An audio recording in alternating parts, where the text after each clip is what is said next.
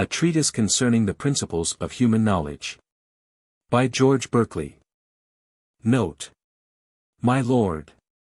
You will perhaps wonder that an obscure person, who has not the honor to be known to your lordship, should presume to address you in this manner. But that a man who has written something with a design to promote useful knowledge and religion in the world should make choice of your lordship for his patron, will not be thought strange by any one that is not altogether unacquainted with the present state of the Church and learning, and consequently ignorant how great an ornament and support you are to both.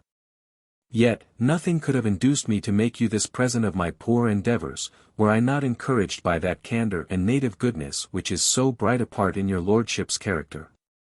I might add, my lord, that the extraordinary favor and bounty you have been pleased to show towards our society gave me hopes you would not be unwilling to countenance the studies of one of its members.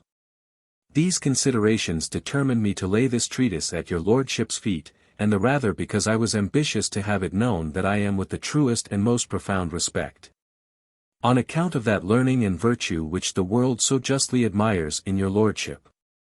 My lord, your lordship's most humble and most devoted servant, George Berkeley. How do you find this book? Any thoughts about the book or the author?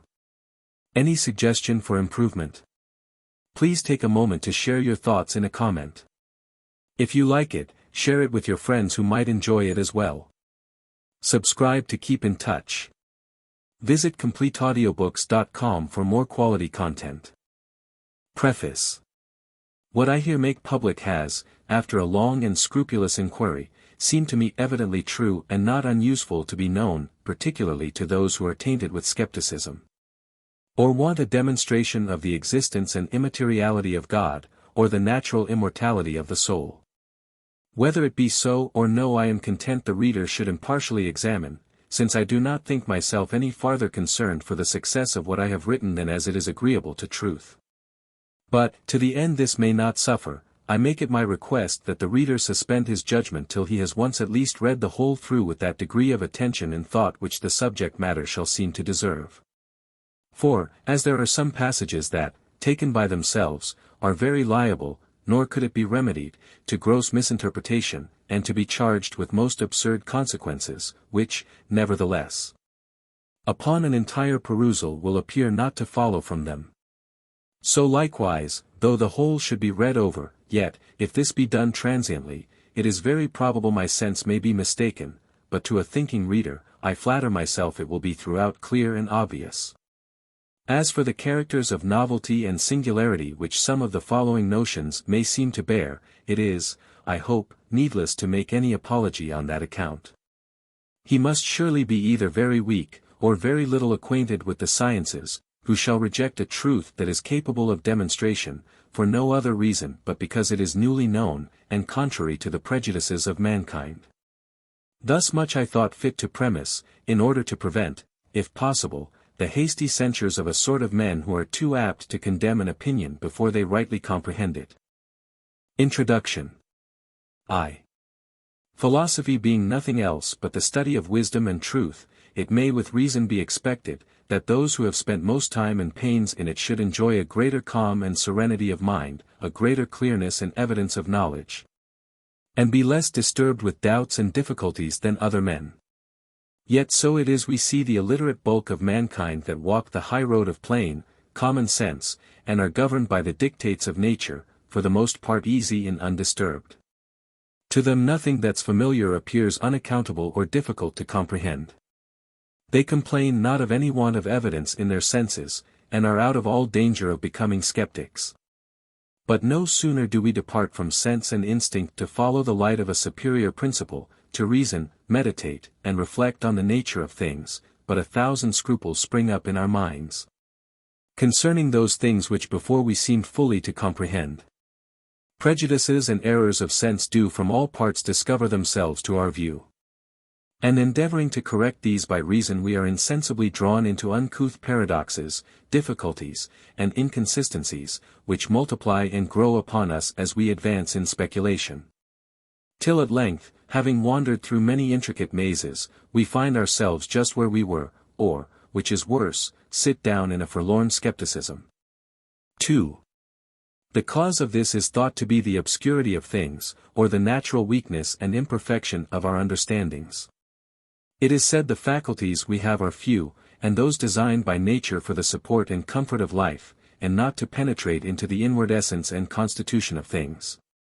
Besides, the mind of man being finite, when it treats of things which partake of infinity, it is not to be wondered at, if it run into absurdities and contradictions, out of which it is impossible it should ever extricate itself, it being of the nature of infinite not to be comprehended by that which is finite. 3. But perhaps we may be too partial to ourselves in placing the fault originally in our faculties, and not rather in the wrong use we make of them.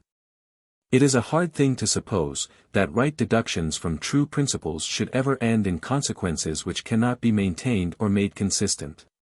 We should believe that God has dealt more bountifully with the sons of men, than to give them a strong desire for that knowledge, which he had placed quite out of their reach. This were not agreeable to the wonted, indulgent methods of providence, which, whatever appetites it may have implanted in the creatures, doth usually furnish them with such means as, if rightly made use of, will not fail to satisfy them. Upon the whole, I am inclined to think that the far greater part, if not all, of those difficulties which have hitherto amused philosophers, and blocked up the way to knowledge, are entirely owing to ourselves. That we have first rised to dust, and then complain, we cannot see. 4. My purpose therefore is, to try if I can discover what those principles are, which have introduced all that doubtfulness and uncertainty, those absurdities and contradictions into the several sects of philosophy.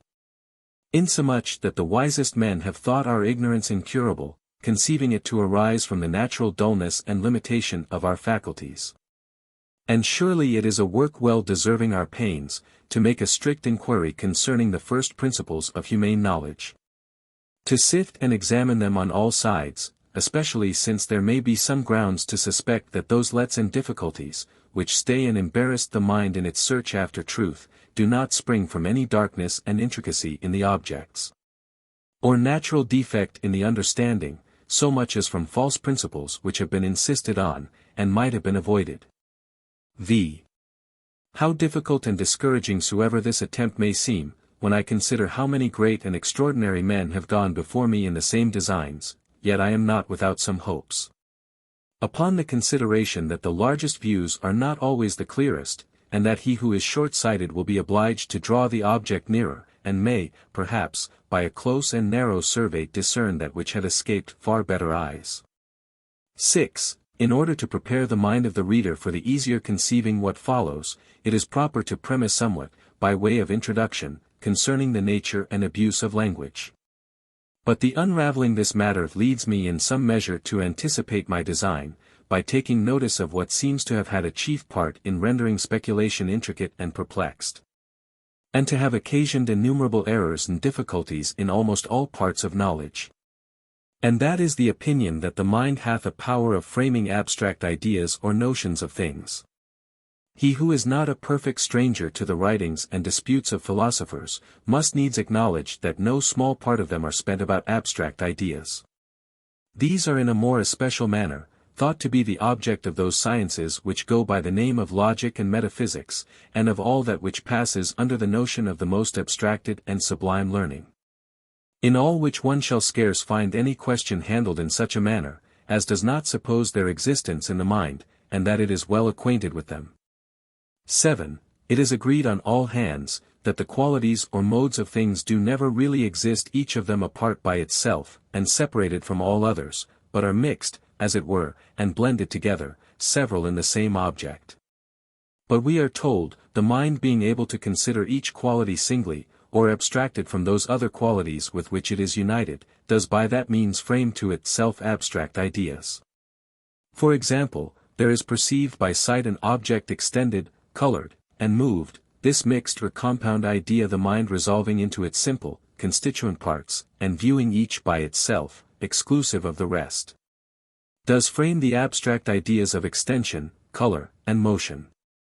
Not that it is possible for color or motion to exist without extension, but only that the mind can frame to itself by abstraction the idea of color exclusive of extension, and of motion exclusive of both color and extension. 8. Again, the mind having observed that in the particular extensions perceived by sense, there is something common and alike in all, and some other things peculiar, as this or that figure or magnitude, which distinguish them one from another. It considers apart or singles out by itself that which is common, making thereof a most abstract idea of extension, which is neither line, surface, nor solid, nor has any figure or magnitude but is an idea entirely prescinded from all these. So likewise the mind by leaving out of the particular colors perceived by sense, that which distinguishes them one from another, and retaining that only which is common to all, makes an idea of color in abstract which is neither red, nor blue, nor white, nor any other determinate color. And in like manner by considering motion abstractedly not only from the body moved, but likewise from the figure it describes, and all particular directions and velocities, the abstract idea of motion is framed, which equally corresponds to all particular motions whatsoever that may be perceived by sense. 9. And as the mind frames to itself abstract ideas of qualities or modes, so does it, by the same precision or mental separation, attain abstract ideas of the more compounded beings, which include several coexistent qualities. For example, the mind having observed that Peter, James, and John resemble each other, in certain common agreements of shape and other qualities, leaves out of the complex or compounded idea it has of Peter, James, and any other particular man that which is peculiar to each, retaining only what is common to all. And so makes an abstract idea wherein all the particulars equally partake, abstracting entirely from and cutting off all those circumstances and differences, which might determine it to any particular existence. And after this manner it is said we come by the abstract idea of man or, if you please, humanity, or humane nature. Wherein it is true there is included color, because there is no man but has some color, but then it can be neither white, nor black, nor any particular color, because there is no one particular color wherein all men partake. So likewise there is included stature, but then it is neither tall stature nor low stature, nor yet middle stature, but something abstracted from all these. And so of the rest. Moreover, there being a great variety of other creatures that partake in some parts, but not all, of the complex idea of man, the mind leaving out those parts which are peculiar to men, and retaining those only which are common to all the living creatures, formeth the idea of animal, which abstracts not only from all particular men, but also all birds, beasts, fishes, and insects. The constituent parts of the abstract idea of animal are body, life, sense, and spontaneous motion. By body is meant, body without any particular shape or figure, there being no one shape or figure common to all animals, without covering either of hair, or feathers, or scales, and nor yet naked, hair, feathers, scales, and nakedness being the distinguishing properties of particular animals, and for that reason left out of the abstract idea. Upon the same account the spontaneous motion must be neither walking, nor flying, nor creeping, it is nevertheless a motion, but what that motion is, it is not easy to conceive. X. Whether others have this wonderful faculty of abstracting their ideas, they best can tell. For myself I find indeed I have a faculty of imagining, or representing to myself the ideas of those particular things I have perceived and of variously compounding and dividing them. I can imagine a man with 2 heads or the upper parts of a man joined to the body of a horse. I can consider the hand, the eye, the nose, each by itself abstracted or separated from the rest of the body. But then whatever hand or eye I imagine, it must have some particular shape and color. Likewise the idea of man that I frame to myself, must be either of a white, or a black, or a tawny, a straight, or a crooked, a tall, or a low, or a middle-sized man. I cannot by any effort of thought conceive the abstract idea above described. And it is equally impossible for me to form the abstract idea of motion distinct from the body moving, and which is neither swift nor slow, curvilinear or rectilinear, and the like may be said of all other abstract general ideas whatsoever. To be plain, I own myself able to abstract in one sense, as when I consider some particular parts or qualities separated from others, with which though they are united in some object, yet, it is possible they may really exist without them. But I deny that I can abstract one from another, or conceive separately, those qualities which it is impossible should exist so separated, or that I can frame a general notion by abstracting from particulars in the manner aforesaid. Which two last are the proper acceptations of abstraction. And there are grounds to think most men will acknowledge themselves to be in my case. The generality of men which are simple and illiterate never pretend to abstract notions. It is said they are difficult and not to be attained without pains and study. We may therefore reasonably conclude that, if such there be, they are confined only to the learned. 11. I proceed to examine what can be alleged in defense of the doctrine of abstraction, and try if I can discover what it is that inclines the men of speculation to embrace an opinion, so remote from common sense as that seems to be. There has been a late deservedly esteemed philosopher, who, no doubt, has given it very much countenance by seeming to think the having abstract general ideas is what puts the widest difference in point of understanding betwixt man and beast. The having of general ideas, saith he, is that which puts a perfect distinction betwixt man and brutes, and is an excellency which the faculties of brutes do by no means attain unto. For it is evident we observe no footsteps in them of making use of general signs for universal ideas. From which we have reason to imagine that they have not the faculty of abstracting or making general ideas, since they have no use of words or any other general signs. And a little after. Therefore, I think, we may suppose that it is in this that the species of brutes are discriminated from men, and 'tis that proper difference wherein they are wholly separated, and which at last widens to so wide a distance. For if they have any ideas at all, and are not bare machines, as some would have them, we cannot deny them to have some reason. It seems as evident to me that they do some of them in certain instances reason as that they have sense, but it is only in particular ideas, just as they receive them from their senses.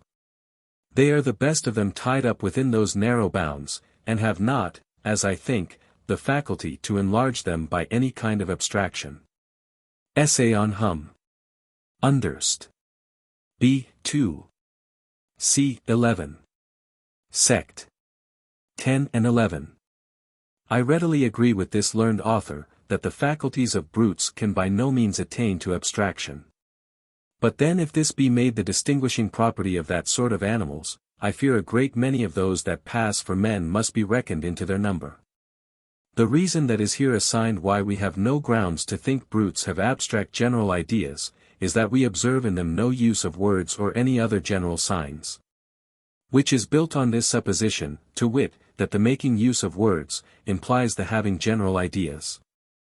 From which it follows, that men who use language are able to abstract or generalize their ideas. That this is the sense and arguing of the author will further appear by his answering the question he in another place puts. Since all things that exist are only particulars, how come we by general terms? His answer is, words become general by being made the signs of general ideas. Essay on Hum. Underst. B. 3. C. 3 Sect. 6. But it seems that a word becomes general by being made the sign, not of an abstract general idea but, of several particular ideas, any one of which it indifferently suggests to the mind. For example, when it is said the change of motion is proportional to the impressed force, or that whatever has extension is divisible. These propositions are to be understood of motion and extension in general, and nevertheless it will not follow that they suggest to my thoughts an idea of motion without a body moved, or any determinate direction and velocity. Or that I must conceive an abstract general idea of extension, which is neither line, surface nor solid, neither great nor small, black, white, nor red, nor of any other determinate color. It is only implied that whatever motion I consider, whether it be swift or slow, perpendicular, horizontal or oblique, or in whatever object, the axiom concerning it holds equally true.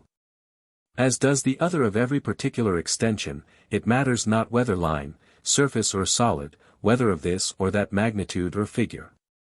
12. By observing how ideas become general, we may the better judge how words are made so. And here it is to be noted that I do not deny absolutely there are general ideas, but only that there are any abstract general ideas, for in the passages above quoted, wherein there is mention of general ideas. It is always supposed that they are formed by abstraction, after the manner set forth in sect. 8 and 9. Now if we will annex a meaning to our words, and speak only of what we can conceive, I believe we shall acknowledge, that an idea, which considered in itself is particular, becomes general, by being made to represent or stand for all other particular ideas of the same sort. To make this plain by an example, suppose a geometrician is demonstrating the method of cutting a line in two equal parts. He draws, for instance, a black line of an inch in length. This which in itself is a particular line is nevertheless with regard to its signification general, since as it is there used, it represents all particular lines whatsoever. So that what is demonstrated of it, is demonstrated of all lines, or, in other words, of a line in general.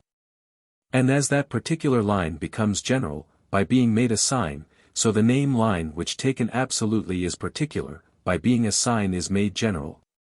And as the former owes its generality, not to its being the sign of an abstract or general line, but of all particular right lines that may possibly exist, so the latter must be thought to derive its generality from the same cause, namely, the various particular lines which it indifferently denotes.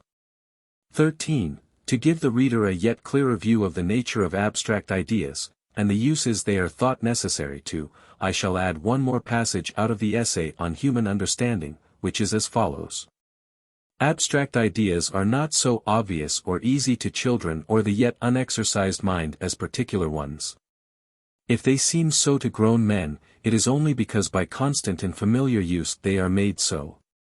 For when we nicely reflect upon them, we shall find that general ideas are fictions and contrivances of the mind, that carry difficulty with them, and do not so easily offer themselves, as we are apt to imagine. For example, does it not require some pains and skill to form the general idea of a triangle, which is yet none of the most abstract, comprehensive and difficult, for it must be neither oblique nor rectangle, neither equilateral, equicrural, nor scale non, but all and none of these at once? In effect, it is something imperfect that cannot exist, an idea wherein some parts of several different and inconsistent ideas are put together. It is true the mind in this imperfect state has need of such ideas, and makes all the haste to them it can, for the conveniency of communication and enlargement of knowledge, to both which it is naturally very much inclined. But yet one has reason to suspect such ideas are marks of our imperfection. At least this is enough to shew that the most abstract and general ideas are not those that the mind is first and most easily acquainted with, nor such as its earliest knowledge is conversant about. B. 4. C. 7. Sect. 9.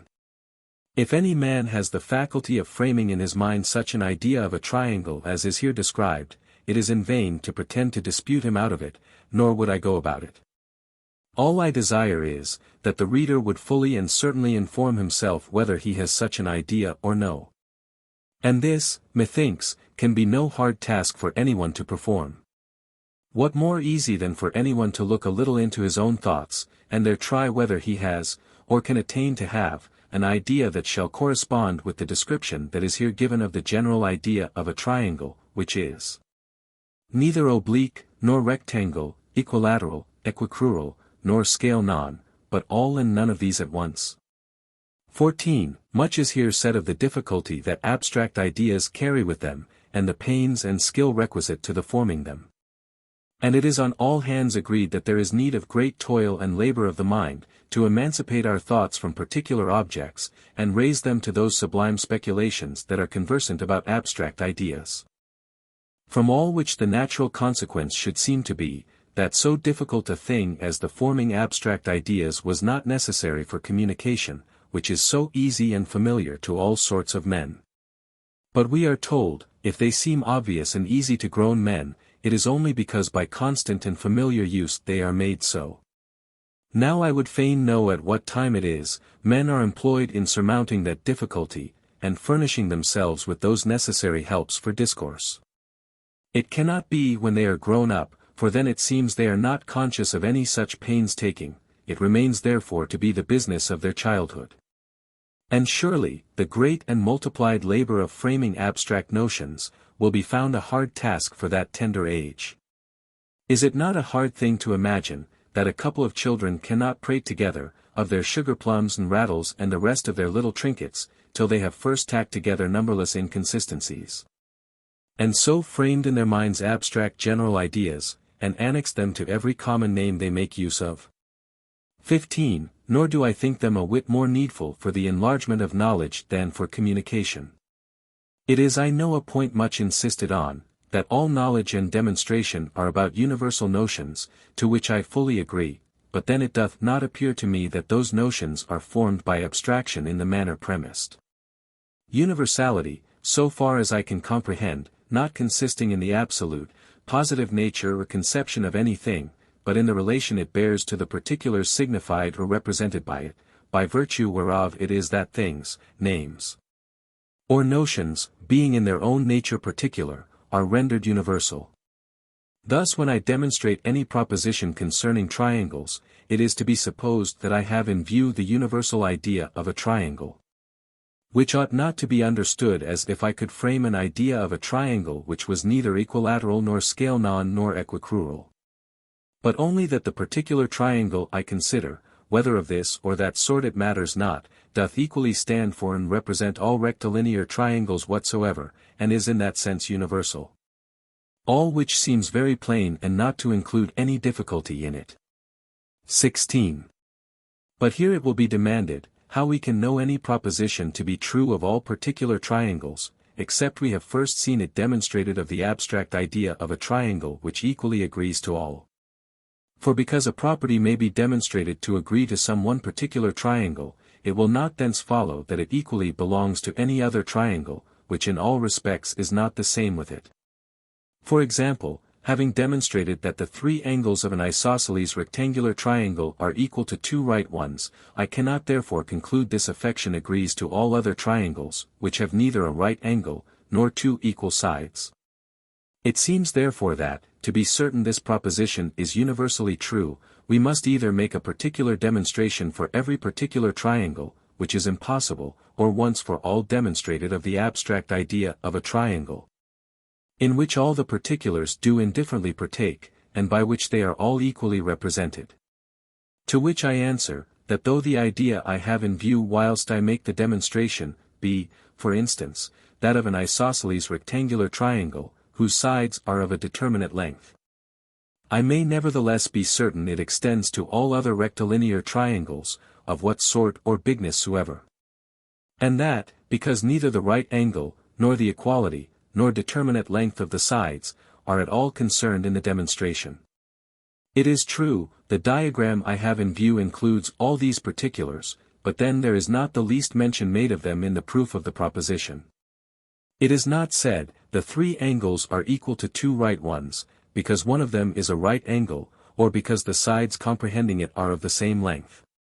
Which sufficiently shews that the right angle might have been oblique, and the sides unequal, and for all that the demonstration have held good.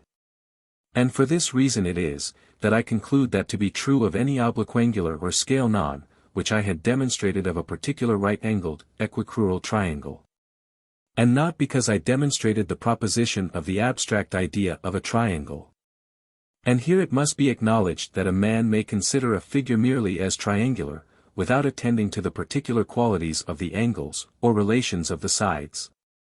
So far he may abstract, but this will never prove, that he can frame an abstract general inconsistent idea of a triangle. In like manner we may consider Peter so far forth as man, or so far forth as animal, without framing the forementioned abstract idea, either of man or of animal, inasmuch as all that is perceived is not considered. 17. It were an endless, as well as an useless thing, to trace the schoolmen, those great masters of abstraction, through all the manifold inextricable labyrinths of error and dispute, which their doctrine of abstract natures and notions seems to have led them into. What bickerings and controversies, and what a learned dust have been raised about those matters, and what mighty advantage hath been from thence derived to mankind, are things at this day too clearly known to need being insisted on. And it had been well if the ill effects of that doctrine were confined to those only who make the most avowed profession of it. When men consider the great pains, industry and parts, that have for so many ages been laid out on the cultivation and advancement of the sciences, and that notwithstanding all this, the far greater part of them remain full of darkness and uncertainty, and disputes that are like never to have an end, and even those that are thought to be supported by the most clear and cogent demonstrations, contain in them paradoxes which are perfectly irreconcilable to the understandings of men, and that taking all together, a small portion of them doth supply any real benefit to mankind. Otherwise than by being an innocent diversion and amusement, I say, the consideration of all this is apt to throw them into a despondency, and perfect contempt of all study. But this may perhaps cease, upon a view of the false principles that have obtained in the world, amongst all which there is none, methinks, hath a more wide influence over the thoughts of speculative men, than this of abstract general ideas. 18. I come now to consider the source of this prevailing notion, and that seems to me to be language. And surely nothing of less extent than reason itself could have been the source of an opinion so universally received. The truth of this appears as from other reasons, so also from the plain confession of the ablest patrons of abstract ideas, who acknowledge that they are made in order to naming. From which it is a clear consequence, that if there had been no such thing as speech or universal signs, there never had been any thought of abstraction. C.B. 3. C. 6.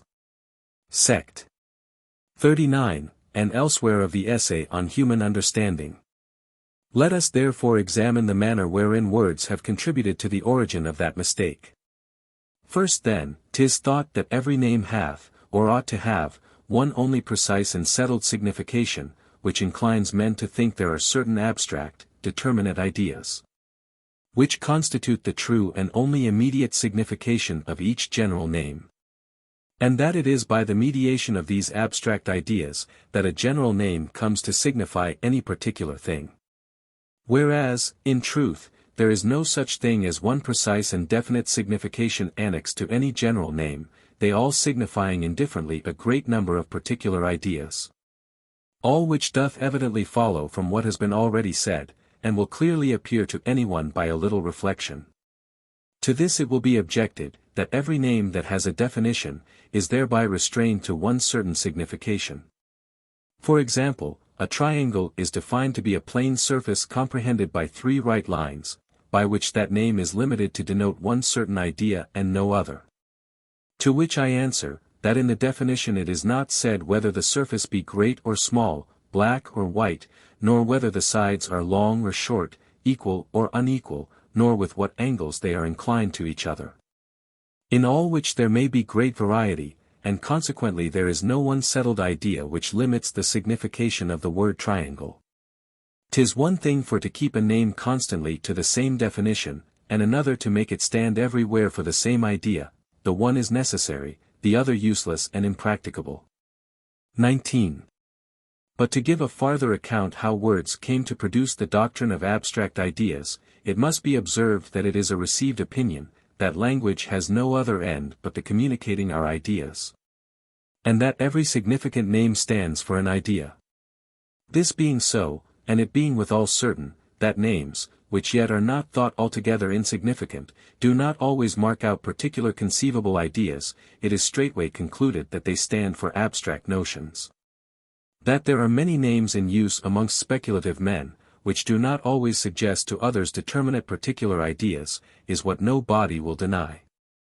And a little attention will discover, that it is not necessary, even in the strictest reasonings, significant names which stand for ideas should, every time they are used, excite in the understanding the ideas they are made to stand for. In reading and discoursing, names being for the most part used as letters are in algebra, in which though a particular quantity be marked by each letter, yet to proceed right it is not requisite that in every step each letter suggests to your thoughts, that particular quantity it was appointed to stand for. XX, besides, the communicating of ideas marked by words is not the chief and only end of language, as is commonly supposed. There are other ends, as the raising of some passion, the exciting to, or deterring from an action, the putting the mind in some particular disposition. To which the former is in many cases barely subservient, and sometimes entirely omitted, when these can be obtained without it, as I think doth not unfrequently happen in the familiar use of language. I entreat the reader to reflect with himself, and see if it doth not often happen either in hearing or reading a discourse, that the passions of fear, love, hatred, admiration, disdain, and the like, arise immediately in his mind upon the perception of certain words, without any ideas coming between. At first, indeed, the words might have occasioned ideas that were fit to produce those emotions. But, if I mistake not, it will be found that when language is once grown familiar, the hearing of the sounds or sight of the characters is oft immediately attended with those passions, which at first were wont to be produced by the intervention of ideas, that are now quite omitted. May we not, for example, be affected with the promise of a good thing, though we have not an idea of what it is? Or is not the being threatened with danger sufficient to excite a dread, though we think not of any particular evil likely to befall us, nor yet frame to ourselves an idea of danger in abstract? If any one shall join ever so little reflection of his own to what has been said, I believe it will evidently appear to him that general names are often used in the propriety of language without the speaker's designing them for marks of ideas in his own, which he would have them raise in the mind of the hearer. Even proper names themselves do not seem always spoken, with a design to bring into our view the ideas of those individuals that are supposed to be marked by them.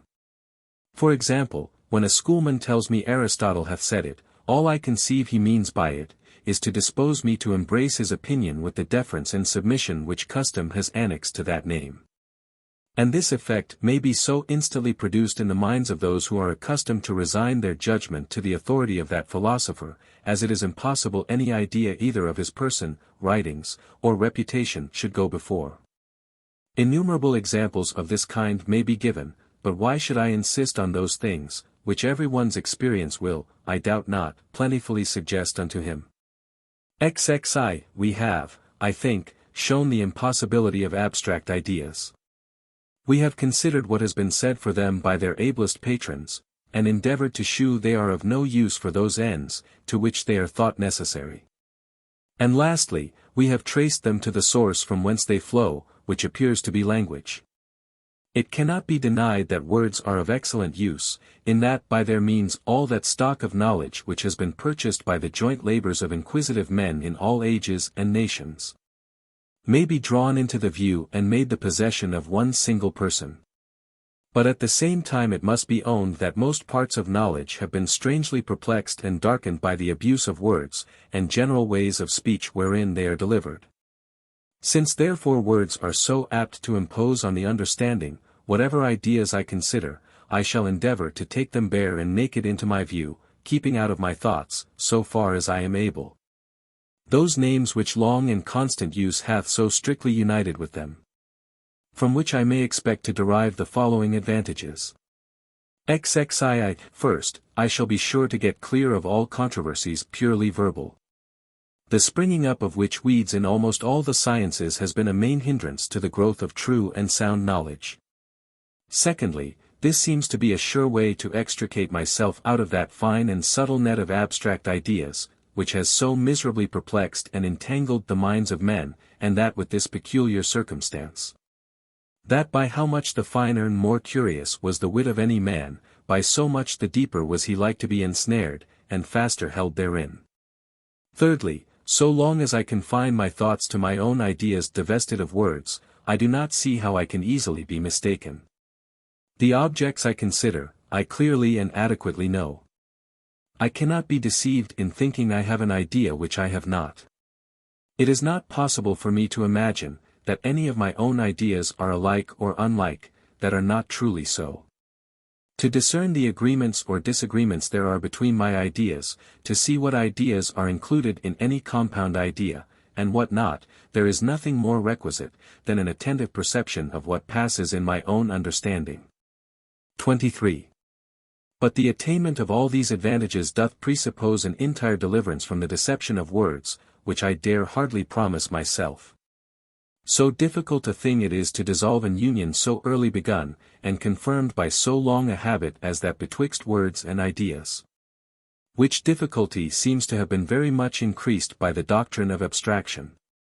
For so long as men thought abstract ideas were annexed to their words, it doth not seem strange that they should use words for ideas, it being found an impracticable thing to lay aside the word, and retain the abstract idea in the mind. Which in itself was perfectly inconceivable.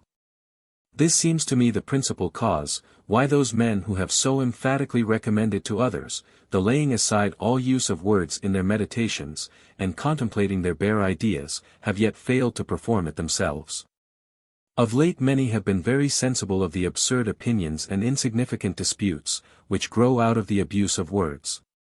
And in order to remedy these evils they advise well, that we attend to the ideas signified, and draw off our attention from the words which signify them. But how good soever this advice may be, they have given others, it is plain they could not have a due regard to it themselves, so long as they thought the only immediate use of words was to signify ideas. And that the immediate signification of every general name was a determinate, abstract idea. Ziv. But these being known to be mistakes, a man may with greater ease prevent his being imposed on by words. He that knows he has no other than particular ideas, will not puzzle himself in vain to find out and conceive the abstract idea annexed to any name. And he that knows names do not always stand for ideas, will spare himself the labor of looking for ideas, where there are none to be had. It were therefore to be wished that every one would use his utmost endeavors, to obtain a clear view of the ideas he would consider, separating from them all that dress and encumbrance of words which so much contribute to blind the judgment and divide the attention. In vain do we extend our view into the heavens, and pry into the entrails of the earth, in vain do we consult the writings of learned men, and trace the dark footsteps of antiquity. We need only draw the curtain of words, to behold the fairest tree of knowledge, whose fruit is excellent, and within the reach of our hand. 25. Unless we take care to clear the first principles of knowledge, from the embarrass and delusion of words, we may make infinite reasonings upon them to no purpose, we may draw consequences from consequences, and be never the wiser. The farther we go, we shall only lose ourselves the more irrecoverably, and be the deeper entangled in difficulties and mistakes. Whoever therefore designs to read the following sheets, I entreat him to make my words the occasion of his own thinking, and endeavor to attain the same train of thoughts in reading, that I had in writing them. By this means it will be easy for him to discover the truth or falsity of what I say. He will be out of all danger of being deceived by my words, and I do not see how he can be led into an error by considering his own naked, undisguised ideas. Of the principles of human knowledge. I. It is evident to anyone who takes a survey of the objects of humane knowledge, that they are either ideas actually imprinted on the senses, or else such as are perceived by attending to the passions and operations of the mind. Or lastly ideas formed by help of memory and imagination, either compounding, dividing, or barely representing those originally perceived in the aforesaid ways. By sight I have the ideas of light and colors with their several degrees and variations. By touch I perceive, for example, hard and soft, heat and cold, motion and resistance, and of all these more and less either as to quantity or degree. Smelling furnishes me with odors, the palate with tastes, and hearing conveys sounds to the mind in all their variety of tone and composition. And as several of these are observed to accompany each other, they come to be marked by one name, and so to be reputed as one thing. Thus, for example, a certain color, taste, smell, figure and consistence having been observed to go together, are accounted one distinct thing, signified by the name apple. Other collections of ideas constitute a stone, a tree, a book, and the like sensible things, which, as they are pleasing or disagreeable, excite the passions of love, hatred, joy, grief, and so forth. 2. But besides all that endless variety of ideas or objects of knowledge, there is likewise something which knows or perceives them, and exercises divers operations, as willing, imagining, remembering about them. This perceiving, active being is what I call mind, spirit, soul or myself. By which words I do not denote any one of my ideas, but a thing entirely distinct from them, wherein they exist, or, which is the same thing, whereby they are perceived. For the existence of an idea consists in being perceived. 3. That neither our thoughts, nor passions, nor ideas formed by the imagination, exist without the mind, is what every body will allow. And it seems no less evident that the various sensations or ideas imprinted on the sense, however blended or combined together, that is, whatever objects they compose, cannot exist otherwise than in a mind perceiving them. I think an intuitive knowledge may be obtained of this, by any one that shall attend to what is meant by the term exist when applied to sensible things. The table I write on, I say, exists, that is, I see and feel it. And if I were out of my study I should say it existed, meaning thereby that if I was in my study I might perceive it, or that some other spirit actually does perceive it. There was an odor, that is, it was smelled. There was a sound, that is to say, it was heard, a color or figure, and it was perceived by sight or touch. This is all that I can understand by these and the like expressions. For as to what is said of the absolute existence of unthinking things without any relation to their being perceived, that seems perfectly unintelligible. Their esse is percipi, nor is it possible they should have any existence, out of the minds or thinking things which perceive them. 4. It is indeed an opinion strangely prevailing amongst men, that houses, mountains, rivers, and in a word all sensible objects have an existence natural or real, distinct from their being perceived by the understanding. But with how great an assurance and acquiescence soever this principle may be entertained in the world, yet whoever shall find in his heart to call it in question, may, if I mistake not, perceive it to involve a manifest contradiction. For what are the forementioned objects but the things we perceive by sense, and what do we perceive besides our own ideas or sensations, and is it not plainly repugnant that any one of these or any combination of them should exist unperceived? v. If we thoroughly examine this tenet, it will, perhaps, be found at bottom to depend on the doctrine of abstract ideas. For can there be a nicer strain of abstraction than to distinguish the existence of sensible objects from their being perceived, so as to conceive them existing unperceived? Light and colors, heat and cold, extension and figures, in a word the things we see and feel, what are they but so many sensations, notions, ideas or impressions on the sense? And is it possible to separate, even in thought, any of these from perception? For my part one might as easily divide a thing from itself. I may indeed divide in my thoughts or conceive apart from each other those things which, perhaps, I never perceived by sense so divided. Thus I imagine the trunk of a humane body without the limbs, or conceive the smell of a rose without thinking on the rose itself. So far I will not deny I can abstract, if that may properly be called abstraction, which extends only to the conceiving separately such objects, as it is possible may really exist or be actually perceived asunder. But my conceiving or imagining power does not extend beyond the possibility of real existence or perception. Hence as it is impossible for me to see or feel anything without an actual sensation of that thing, so is it impossible for me to conceive in my thoughts any sensible thing or object distinct from the sensation or perception of it. 6. Some truths there are so near and obvious to the mind, that a man need only open his eyes to see them. Such I take this important one to be, to wit, that all the choir of heaven and furniture of the earth, in a word all those bodies which compose the mighty frame of the world, have not any subsistence without a mind. That their being is to be perceived or known. That consequently so long as they are not actually perceived by me, or do not exist in my mind or that of any other created spirit, they must either have no existence at all, or else subsist in the mind of some eternal spirit, it being perfectly unintelligible and involving all the absurdity of abstraction, to attribute to any single part of them an existence independent of a spirit.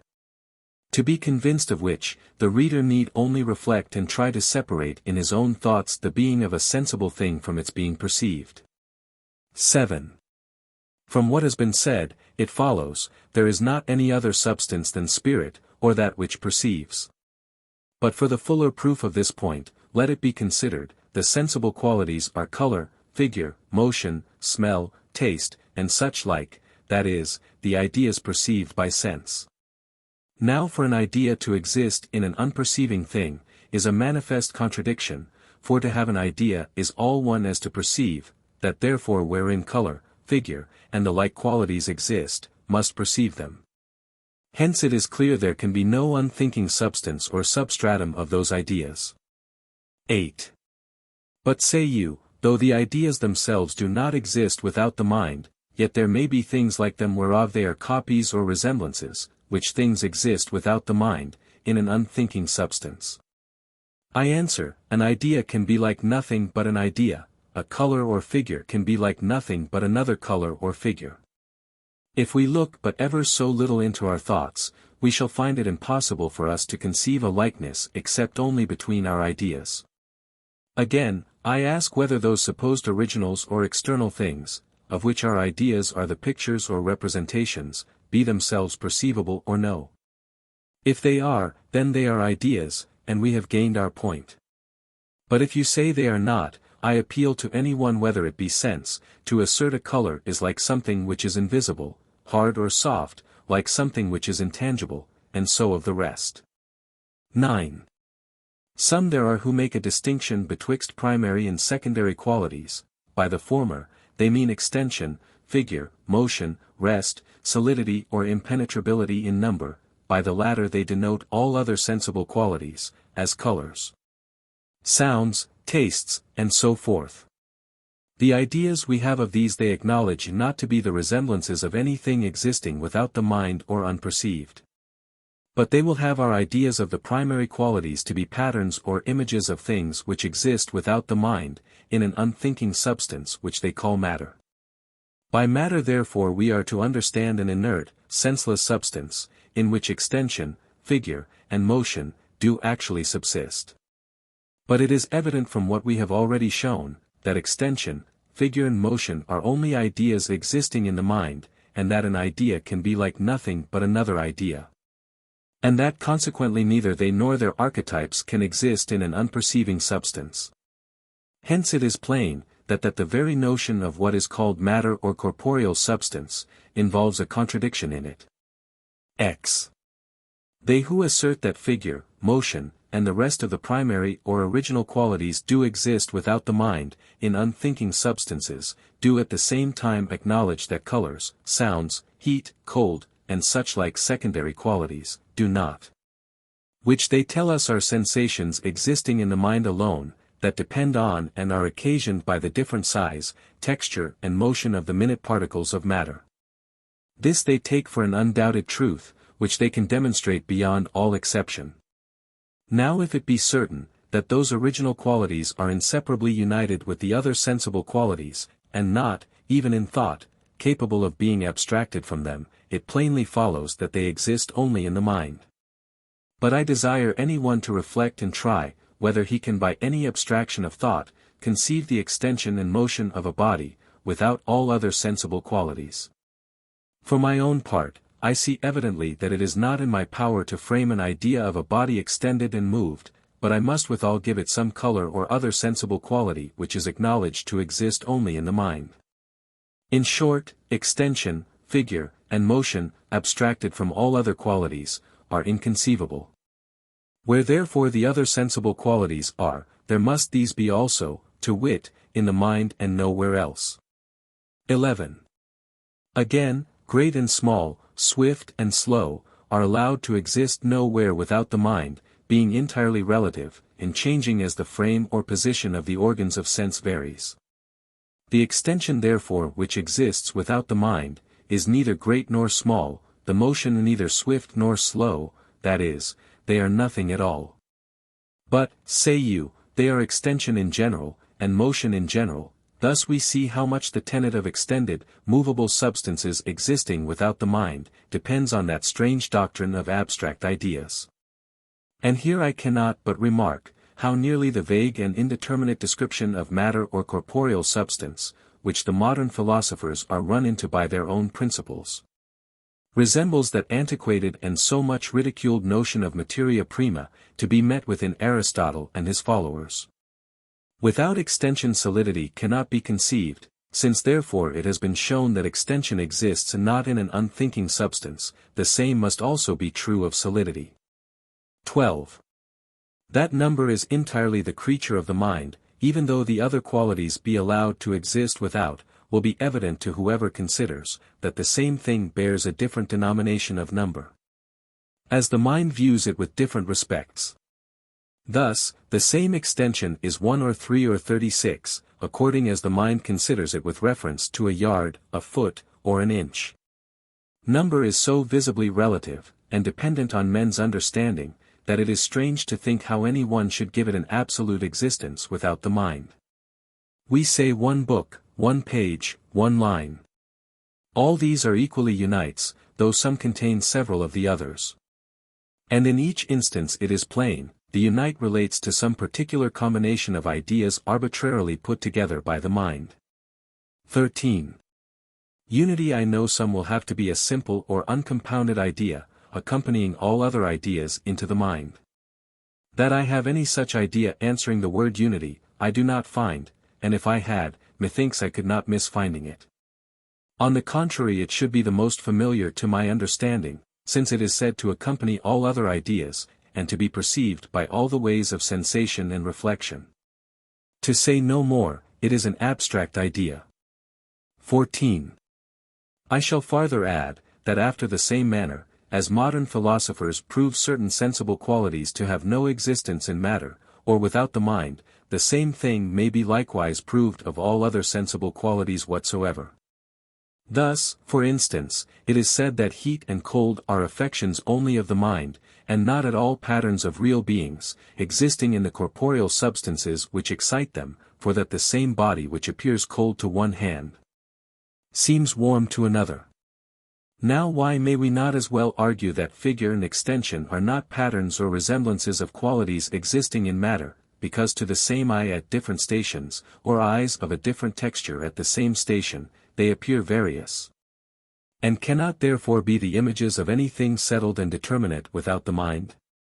Again, it is proved that sweetness is not really in the sapid thing, because the thing remaining unaltered the sweetness is changed into bitter, as in case of a fever or otherwise vitiated palate.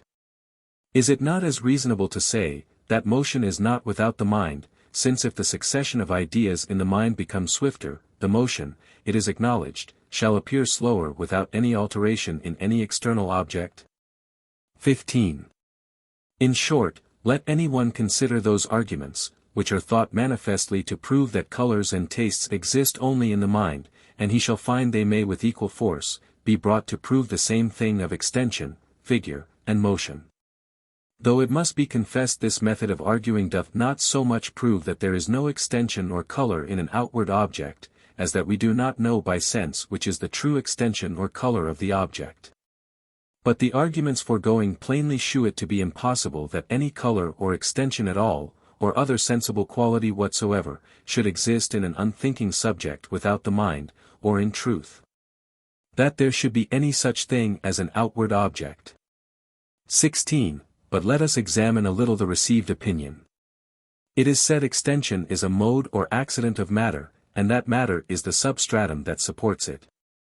Now I desire that you would explain what is meant by matter supporting extension. Say you, I have no idea of matter, and therefore cannot explain it. I answer, though you have no positive, yet if you have any meaning at all, you must at least have a relative idea of matter. Though you know not what it is, yet you must be supposed to know what relation it bears to accidents, and what is meant by its supporting them. It is evident support cannot here be taken in its usual or literal sense, as when we say that pillars support a building. In what sense therefore must it be taken? 17. If we inquire into what the most accurate philosophers declare themselves to mean by material substance, we shall find them acknowledge, they have no other meaning annexed to those sounds, but the idea of being in general, together with the relative notion of its supporting accidents. The general idea of being appeareth to me the most abstract and incomprehensible of all other, and as for its supporting accidents, this, as we have just now observed, cannot be understood in the common sense of those words. It must therefore be taken in some other sense, but what that is they do not explain. So that when I consider the two parts or branches which make the signification of the words material substance, I am convinced there is no distinct meaning annexed to them. But why should we trouble ourselves any farther, in discussing this material substratum or support of figure and motion, and other sensible qualities. Does it not suppose they have an existence without the mind? And is not this a direct repugnancy, and altogether inconceivable? 18. But though it were possible that solid, figured, movable substances may exist without the mind, corresponding to the ideas we have of bodies, yet how is it possible for us to know this? Either we must know it by sense, or by reason. As for our senses, by them we have the knowledge only of our sensations, ideas, or those things that are immediately perceived by sense, call them what you will, but they do not inform us that things exist without the mind, or unperceived. Like to those which are perceived. This the materialists themselves acknowledge. It remains therefore that if we have any knowledge at all of external things, it must be by reason, inferring their existence from what is immediately perceived by sense. But what reason can induce us to believe the existence of bodies without the mind, from what we perceive, since the very patrons of matter themselves do not pretend there is any necessary connection betwixt them and our ideas? I say it is granted on all hands, and what happens in dreams, frenzies, and the like, puts it beyond dispute, that it is possible we might be affected with all the ideas we have now, though no bodies existed without, resembling them. Hence it is evident the supposition of external bodies is not necessary for the producing our ideas, since it is granted they are produced sometimes, and might possibly be produced always in the same order we see them in at present, without their concurrence. 19. But though we might possibly have all our sensations without them, yet perhaps it may be thought easier to conceive and explain the manner of their production, by supposing external bodies in their likeness rather than otherwise. And so it might be at least probable there are such things as bodies that excite their ideas in our minds. But neither can this be said. For though we give the materialists their external bodies, they by their own confession are never the nearer knowing how our ideas are produced, since they own themselves unable to comprehend in what manner body can act upon spirit, or how it is possible it should imprint any idea in the mind. Hence it is evident the production of ideas or sensations in our minds, can be no reason why we should suppose matter or corporeal substances, since that is acknowledged to remain equally inexplicable with, or without this supposition. If therefore it were possible for bodies to exist without the mind, yet to hold they do so, must needs be a very precarious opinion. Since it is to suppose, without any reason at all, that God has created innumerable beings that are entirely useless, and serve to no manner of purpose. In short, if there were external bodies, it is impossible we should ever come to know it. And if there were not, we might have the very same reasons to think there were that we have now. Suppose, what no one can deny possible, an intelligence, without the help of external bodies, to be affected with the same train of sensations or ideas that you are, imprinted in the same order and with like vividness in his mind. I ask whether that intelligence hath not all the reason to believe the existence of corporeal substances, represented by his ideas, and exciting them in his mind, that you can possibly have for believing the same thing? Of this there can be no question, which one consideration is enough to make any reasonable person suspect the strength of whatever arguments he may think himself to have, for the existence of bodies without the mind. 21. Were it necessary to add any farther proof against the existence of matter, after what has been said, I could instance several of those errors and difficulties, not to mention impieties, which have sprung from that tenet. It has occasioned numberless controversies and disputes in philosophy, and not a few of far greater moment in religion. But I shall not enter into the detail of them in this place, as well because I think arguments a posteriori are unnecessary for confirming what has been, if I mistake not, sufficiently demonstrated a priori, as because I shall hereafter find occasion to say somewhat of them. I am afraid I have given cause to think me needlessly prolix in handling this subject. For to what purpose is it to dilate on that which may be demonstrated with the utmost evidence in a line or two, to any one that is capable of the least reflection? It is but looking into your own thoughts, and so trying whether you can conceive it possible for a sound, or figure, or motion, or color, to exist without the mind, or unperceived.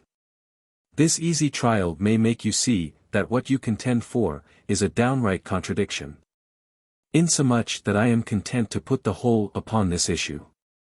If you can but conceive it possible for one extended movable substance, or in general, for any one idea or anything like an idea, to exist otherwise than in a mind perceiving it, I shall readily give up the cause, and as for all that compages of external bodies which you contend for, I shall grant you its existence, though you cannot either give me any reason why you believe it exists, or assign any use to it when it is supposed to exist. I say, the bare possibility of your opinions being true, shall pass for an argument that it is so. 23. But say you, surely there is nothing easier than to imagine trees, for instance, in a park, or books existing in a closet, and no body by to perceive them. I answer, you may so, there is no difficulty in it, but what is all this, I beseech you, more than framing in your mind certain ideas which you call books and trees, and the same time omitting to frame the idea of any one that may perceive them? But do not you yourself perceive or think of them all the while? This therefore is nothing to the purpose, it only shews you have the power of imagining or forming ideas in your mind. But it doth not shew that you can conceive it possible, the objects of your thought may exist without the mind. To make out this, it is necessary that you conceive them existing unconceived or unthought of, which is a manifest repugnancy. When we do our utmost to conceive the existence of external bodies, we are all the while only contemplating our own ideas. But the mind taking no notice of itself, is deluded to think it can and doth conceive bodies existing unthought of or without the mind, though at the same time they are apprehended by or exist in itself. A little attention will discover to any one the truth and evidence of what is here said, and make it unnecessary to insist on any other proofs against the existence of material substance. 24. It is very obvious, upon the least inquiry into our own thoughts, to know whether it be possible for us to understand what is meant by the absolute existence of sensible objects in themselves, or without the mind. To me it is evident those words mark out either a direct contradiction, or else nothing at all. And to convince others of this, I know no readier or fairer way, than to entreat they would calmly attend to their own thoughts, and if by this attention, the emptiness or repugnancy of those expressions does appear, surely nothing more is requisite for their conviction. It is on this therefore that I insist, to wit, that the absolute existence of unthinking things are words without a meaning, or which include a contradiction. This is what I repeat and inculcate, and earnestly recommend to the attentive thoughts of the reader. 25. All our ideas, sensations, or the things which we perceive, by whatsoever names they may be distinguished, are visibly inactive, there is nothing of power or agency included in them. So that one idea or object of thought cannot produce, or make any alteration in another. To be satisfied of the truth of this, there is nothing else requisite but a bare observation of our ideas. For since they and every part of them exist only in the mind, it follows that there is nothing in them but what is perceived. But whoever shall attend to his ideas, whether of sense or reflection, will not perceive in them any power or activity. There is therefore no such thing contained in them. A little attention will discover to us that the very being of an idea implies passiveness and inertness in it, insomuch that it is impossible for an idea to do anything, or, strictly speaking, to be the cause of anything, neither can it be the resemblance or pattern of any active being, as is evident from sect. 8. Whence it plainly follows that extension, figure and motion, cannot be the cause of our sensations. To say therefore, that these are the effects of powers resulting from the configuration, number, motion, and size of corpuscles, must certainly be false. 26. We perceive a continual succession of ideas, some are anew excited, others are changed or totally disappear. There is therefore some cause of these ideas whereon they depend, and which produces and changes them. That this cause cannot be any quality or idea or combination of ideas, is clear from the preceding section. It must therefore be a substance.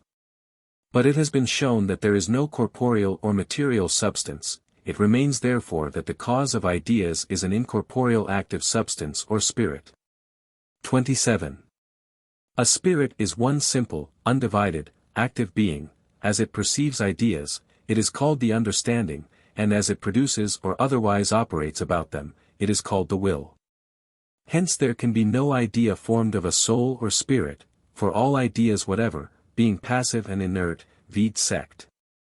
25. They cannot represent unto us, by way of image or likeness, that which acts.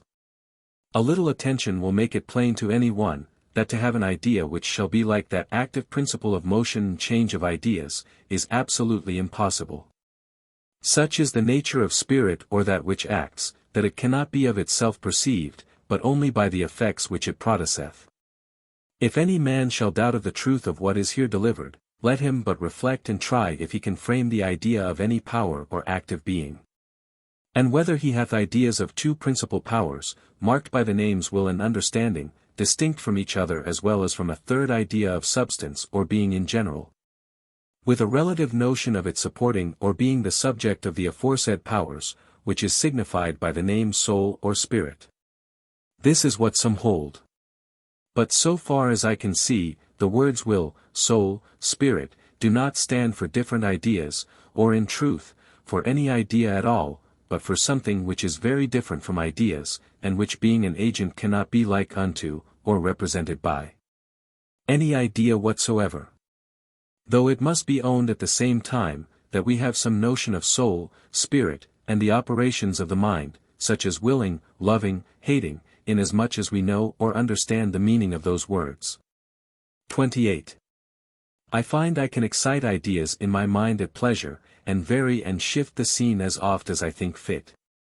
It is no more than willing, and straightway this or that idea arises in my fancy, and by the same power it is obliterated, and makes way for another. This making and unmaking of ideas doth very properly denominate the mind active. Thus much is certain, and grounded on experience, but when we think of unthinking agents, or of exciting ideas exclusive of volition, we only amuse ourselves with words. 29. But whatever power I may have over my own thoughts, I find the ideas actually perceived by sense have not a like dependence on my will. When in broad daylight I open my eyes, it is not in my power to choose whether I shall see or know, or to determine what particular objects shall present themselves to my view. And so likewise as to the hearing and other senses, the ideas imprinted on them are not creatures of my will. There is therefore some other will or spirit that produces them. XXX. The ideas of sense are more strong, lively, and distinct than those of the imagination. They have likewise a steadiness, order, and coherence, and are not excited at random, as those which are the effects of humane wills often are, but in a regular train or series. The admirable connection whereof sufficiently testifies the wisdom and benevolence of its author. Now the set rules or established methods, wherein the mind we depend on excites in us the ideas of sense, are called the laws of nature, and these we learn by experience. Which teaches us that such and such ideas are attended with such and such other ideas, in the ordinary course of things. XXXI, this gives us a sort of foresight, which enables us to regulate our actions for the benefit of life. And without this we should be eternally at a loss, we could not know how to act anything that might procure us the least pleasure, or remove the least pain of sense. That food nourishes, sleep refreshes, and fire warms us. That to sow in the seed time is the way to reap in the harvest, and, in general, that to obtain such or such ends, such or such means are conducive, all this we know, not by discovering any necessary connection between our ideas, but only by the observation of the settled laws of nature, without which we should be all in uncertainty and confusion, and a grown man no more know how to manage himself in the affairs of life, than an infant just born. 32. And yet this consistent uniform working, which so evidently displays the goodness and wisdom of that governing spirit whose will constitutes the laws of nature, is so far from leading our thoughts to him, that it rather sends them a wandering after second causes. For when we perceive certain ideas of sense constantly followed by other ideas, and we know this is not of our own doing, we forthwith attribute power and agency to the ideas themselves, and make one the cause of another, than which nothing can be more absurd and unintelligible. Thus, for example, having observed that when we perceive by sight a certain round luminous figure, we at the same time perceive by touch the idea or sensation called heat, we do from thence conclude the sun to be the cause of heat. And in like manner perceiving the motion and collision of bodies to be attended with sound, we are inclined to think the latter an effect of the former. 33. The ideas imprinted on the senses by the author of nature are called real things, and those excited in the imagination being less regular, vivid and constant, are more properly termed ideas, or images of things, which they copy and represent. But then our sensations, be they never so vivid and distinct, are nevertheless ideas, that is, they exist in the mind, or are perceived by it, as truly as the ideas of its own framing. The ideas of sense are allowed to have more reality in them, that is, to be more strong, orderly, and coherent than the creatures of the mind, but this is no argument that they exist without the mind. They are also less dependent on the spirit, or thinking substance which perceives them, in that they are excited by the will of another and more powerful spirit, yet still they are ideas, and certainly no idea, whether faint or strong, can exist otherwise than in a mind perceiving it. XXXIV. Before we proceed any farther, it is necessary to spend some time in answering objections which may probably be made against the principles hitherto laid down. In doing of which, if I seem too prolix to those of quick apprehensions, I hope it may be pardoned, since all men do not equally apprehend things of this nature, and I am willing to be understood by every one. First then, it will be objected that by the foregoing principles, all that is real and substantial in nature is banished out of the world, and instead thereof a chimerical scheme of ideas takes place. All things that exist only in the mind, that is, they are purely notional. What therefore becomes of the sun, moon, and stars? What must we think of houses, rivers, mountains, trees, stones, nay, even of our own bodies? Are all these but so many chimeras and illusions on the fancy? To all which, and whatever else of the same sort may be objected, I answer, that by the principles premised, we are not deprived of any one thing in nature. Whatever we see, feel, hear, or anywise conceive or understand, remains as secure as ever, and is as real as ever. There is a rerum natura, and the distinction between realities and chimeras retains its full force. This is evident from sect 29, 30, and 33, where we have shown what is meant by real things in opposition to chimeras, or ideas of our own framing, but then they both equally exist in the mind, and in that sense they are alike ideas. 35. I do not argue against the existence of any one thing that we can apprehend, either by sense or reflection. That the things I see with mine eyes and touch with my hands do exist, really exist, I make not the least question. The only thing whose existence we deny, is that which philosophers call matter or corporeal substance. And in doing of this, there is no damage done to the rest of mankind, who, I dare say, will never miss it. The atheist indeed will want the color of an empty name to support his impiety, and the philosophers may possibly find, they have lost a great handle for trifling disputation. 36. If any man thinks this detracts from the existence or reality of things, he is very far from understanding what hath been premised in the plainest terms I could think of. Take here an abstract of what has been said. There are spiritual substances, minds, or humane souls, which will or excite ideas in themselves at pleasure, but these are faint, weak, and unsteady in respect of others they perceive by sense. Which being impressed upon them according to certain rules or laws of nature, speak themselves the effects of a mind more powerful and wise than humane spirits. These latter are said to have more reality in them than the former, by which is meant that they are more affecting, orderly, and distinct, and that they are not fictions of the mind perceiving them. And in this sense, the sun that I see by day is the real sun, and that which I imagine by night is the idea of the former. In the sense here given of reality, it is evident that every vegetable, star, mineral, and in general each part of the mundane system, is as much a real being by our principles as by any other. Whether others mean anything by the term reality different from what I do, I entreat them to look into their own thoughts and see. XVI. It will be urged that thus much at least is true, to wit, that we take away all corporeal substances. To this my answer is, that if the word substance be taken in the vulgar sense, for a combination of sensible qualities, such as extension, solidity, weight, and the like, this we cannot be accused of taking away. But if it be taken in a philosophic sense, for the support of accidents or qualities without the mind, then indeed I acknowledge that we take it away, if one may be said to take away that which never had any existence, not even in the imagination. XXXV, but, say you, it sounds very harsh to say we eat and drink ideas, and are clothed with ideas. I acknowledge it does so, the word idea not being used in common discourse to signify the several combinations of sensible qualities, which are called things, and it is certain that any expression which varies from the familiar use of language will seem harsh and ridiculous. But this doth not concern the truth of the proposition, which in other words is no more than to say, we are fed and clothed with those things which we perceive immediately by our senses. The hardness or softness, the color, taste, warmth, figure, and such like qualities, which combined together constitute the several sorts of victuals and apparel, have been shown to exist only in the mind that perceives them. And this is all that is meant by calling them ideas, which word, if it was as ordinarily used as thing, would sound no harsher nor more ridiculous than it. I am not for disputing about the propriety, but the truth of the expression.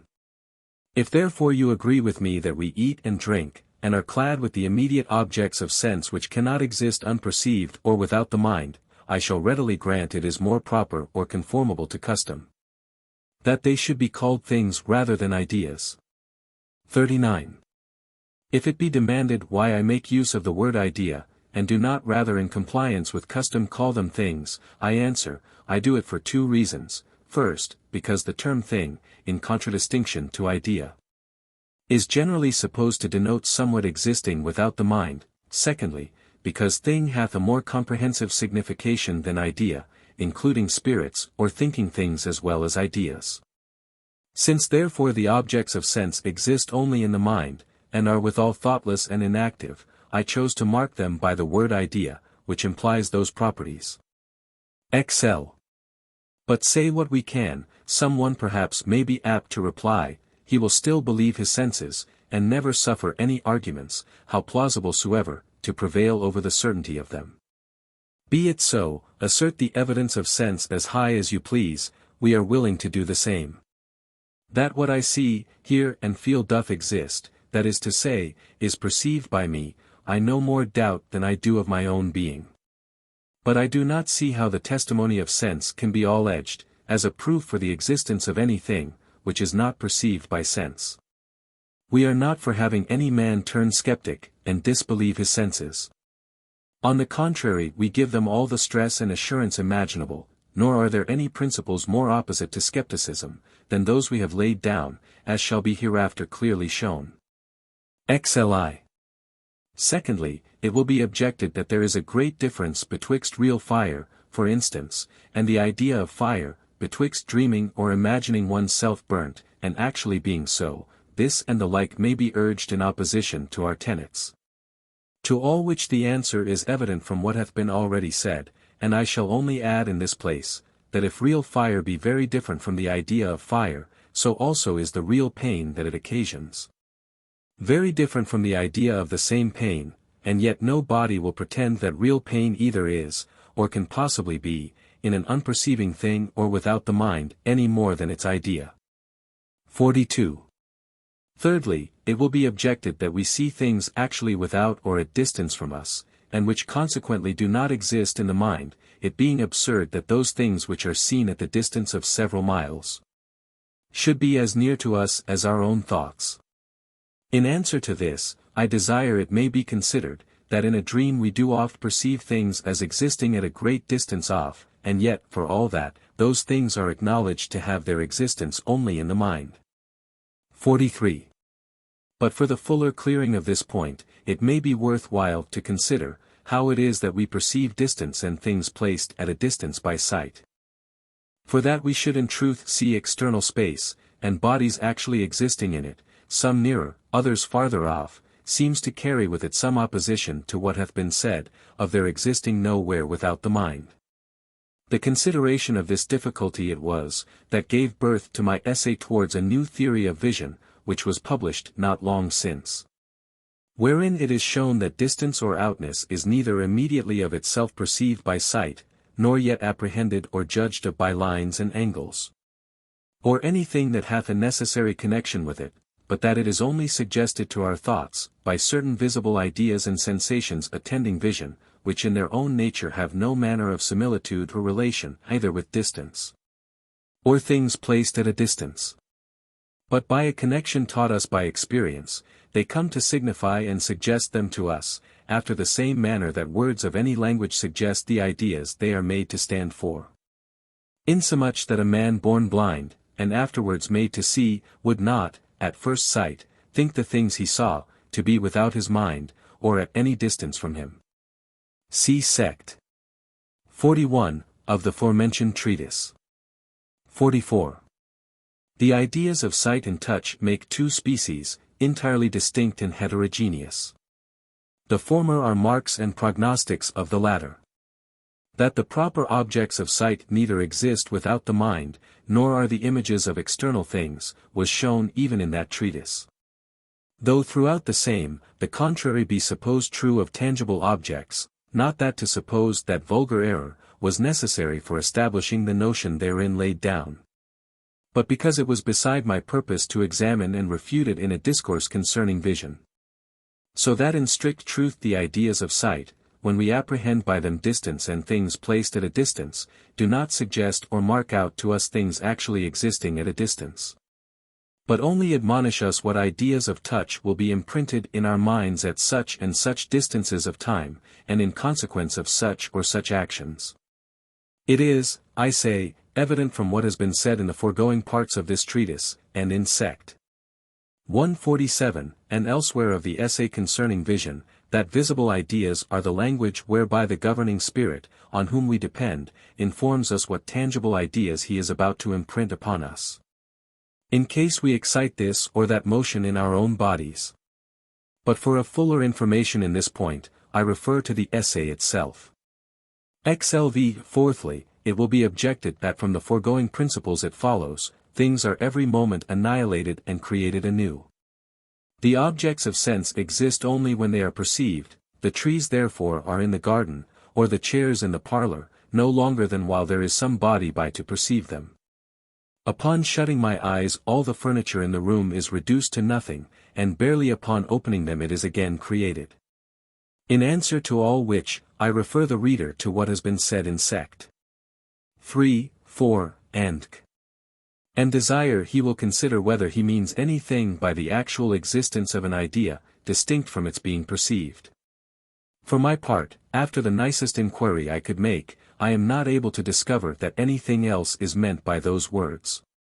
And I once more entreat the reader to sound his own thoughts, and not suffer himself to be imposed on by words. If he can conceive it possible either for his ideas or their archetypes to exist without being perceived, then I give up the cause, but if he cannot, he will acknowledge it is unreasonable for him to stand up in defense of he knows not what, and pretend to charge on me as an absurdity, the not assenting to those propositions which at bottom have no meaning in them. XLVI, it will not be amiss to observe, how far the received principles of philosophy are themselves chargeable with those pretended absurdities. It is thought strangely absurd that upon closing my eyelids, all the visible objects round me should be reduced to nothing. And yet is not this what philosophers commonly acknowledge, when they agree on all hands, that light and colors, which alone are the proper and immediate objects of sight, are mere sensations that exist no longer than they are perceived? Again, it may to some perhaps seem very incredible, that things should be every moment creating, yet this very notion is commonly taught in the schools. For the schoolmen, though they acknowledge the existence of matter, and that the whole mundane fabric is framed out of it, are nevertheless of opinion that it cannot subsist without the divine conservation, which by them is expounded to be a continual creation. 47. Farther, a little thought will discover to us, that though we allow the existence of matter or corporeal substance, yet it will unavoidably follow from the principles which are now generally admitted, that the particular bodies of what kind soever Do none of them exist whilst they are not perceived? For it is evident from sect. 11. And the following sections, that the matter philosophers contend for, is an incomprehensible somewhat which hath none of those particular qualities, whereby the bodies falling under our senses are distinguished one from another. But to make this more plain, it must be remarked, that the infinite divisibility of matter is now universally allowed, at least by the most approved and considerable philosophers, who on the received principles demonstrate it beyond all exception. Hence it follows, that there is an infinite number of parts in each particle of matter, which are not perceived by sense. The reason therefore, that any particular body seems to be of a finite magnitude, or exhibits only a finite number of parts to sense, is, not because it contains no more, since in itself it contains an infinite number of parts, but because the sense is not acute enough to discern them. In proportion therefore as the sense is rendered more acute, it perceives a greater number of parts in the object, that is, the object appears greater, and its figure varies, those parts in its extremities which were before unperceivable, appearing now to bound it in very different lines and angles from those perceived by an obtuser sense. And at length, after various changes of size and shape, when the sense becomes infinitely acute, the body shall seem infinite. During all which there is no alteration in the body, but only in the sense. Each body therefore considered in itself, is infinitely extended, and consequently void of all shape or figure. From which it follows, that though we should grant the existence of matter to be ever so certain, yet it is withal as certain, the materialists themselves are by their own principles forced to acknowledge that neither the particular bodies perceived by sense, nor anything like them exists without the mind. Matter, I say, and each particle thereof is according to them infinite and shapeless, and it is the mind that frames all that variety of bodies which compose the visible world, any one whereof does not exist longer than it is perceived. 48. If we consider it, the objection proposed in sect 45, will not be found reasonably charged on the principles we have premised, so as in truth to make any objection at all against our notions. For though we hold indeed the objects of sense to be nothing else but ideas which cannot exist unperceived, yet we may not hence conclude they have no existence except only while they are perceived by us, since there may be some other spirit that perceives them, though we do not.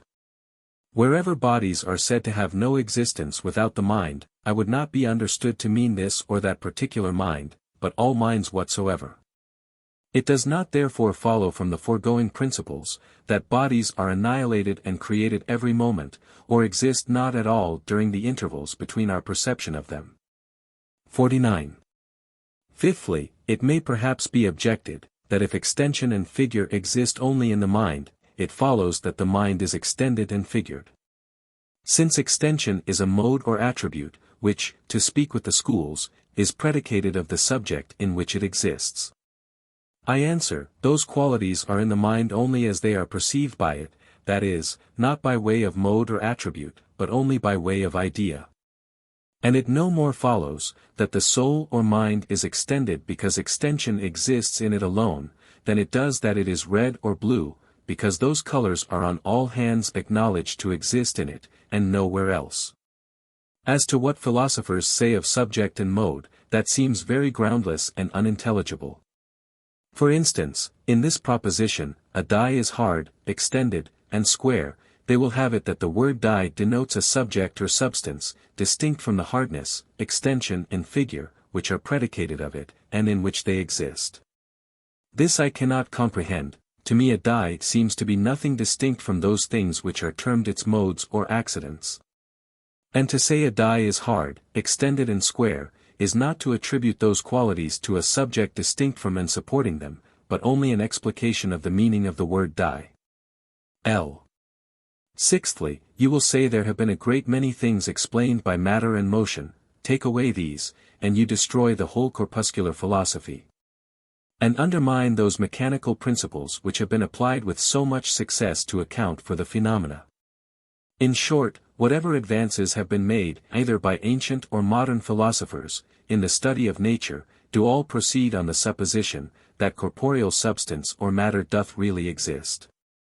To this I answer, that there is not any one phenomenon explained on that supposition, which may not as well be explained without it, as might easily be made appear by an induction of particulars. To explain the phenomena, is all one as to shew, why upon such and such occasions we are affected with such and such ideas. But how matter should operate on a spirit, or produce any idea in it, is what no philosopher will pretend to explain. It is therefore evident, there can be no use of matter in natural philosophy.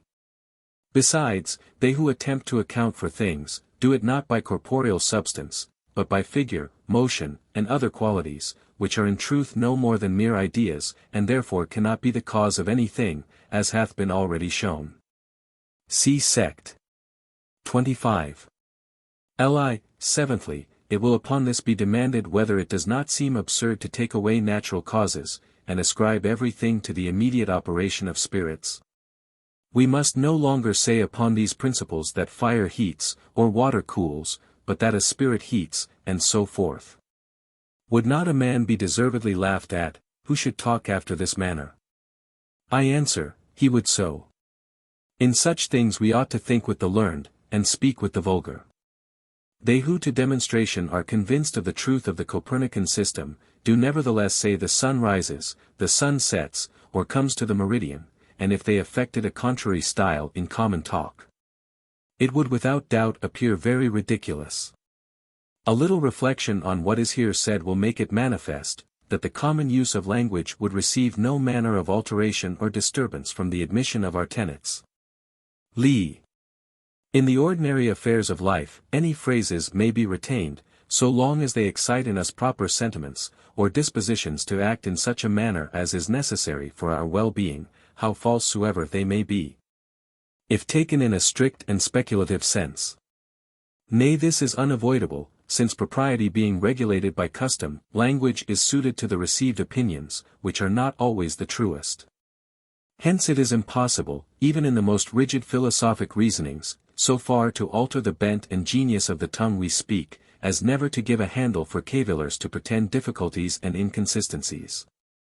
But a fair and ingenuous reader will collect the sense, from the scope and tenor and connection of a discourse, making allowances for those inaccurate modes of speech, which use has made inevitable. 53. As to the opinion that there are no corporeal causes, this has been heretofore maintained by some of the schoolmen, as it is of late by others among the modern philosophers, who though they allow matter to exist, yet will have God alone to be the immediate efficient cause of all things. These men saw, that amongst all the objects of sense, there was none which had any power or activity included in it, and that by consequence this was likewise true of whatever bodies they supposed to exist without the mind, like unto the immediate objects of sense. But then, that they should suppose an innumerable multitude of created beings, which they acknowledge are not capable of producing any one effect in nature, and which therefore are made to no manner of purpose, since God might have done everything as well without them. This I say, though we should allow it possible, must yet be a very unaccountable and extravagant supposition. Live. In the eighth place, the universal concurrent assent of mankind may be thought by some, an invincible argument in behalf of matter, or the existence of external things. Must we suppose the whole world to be mistaken? And if so, what cause can be assigned of so widespread and predominant an error?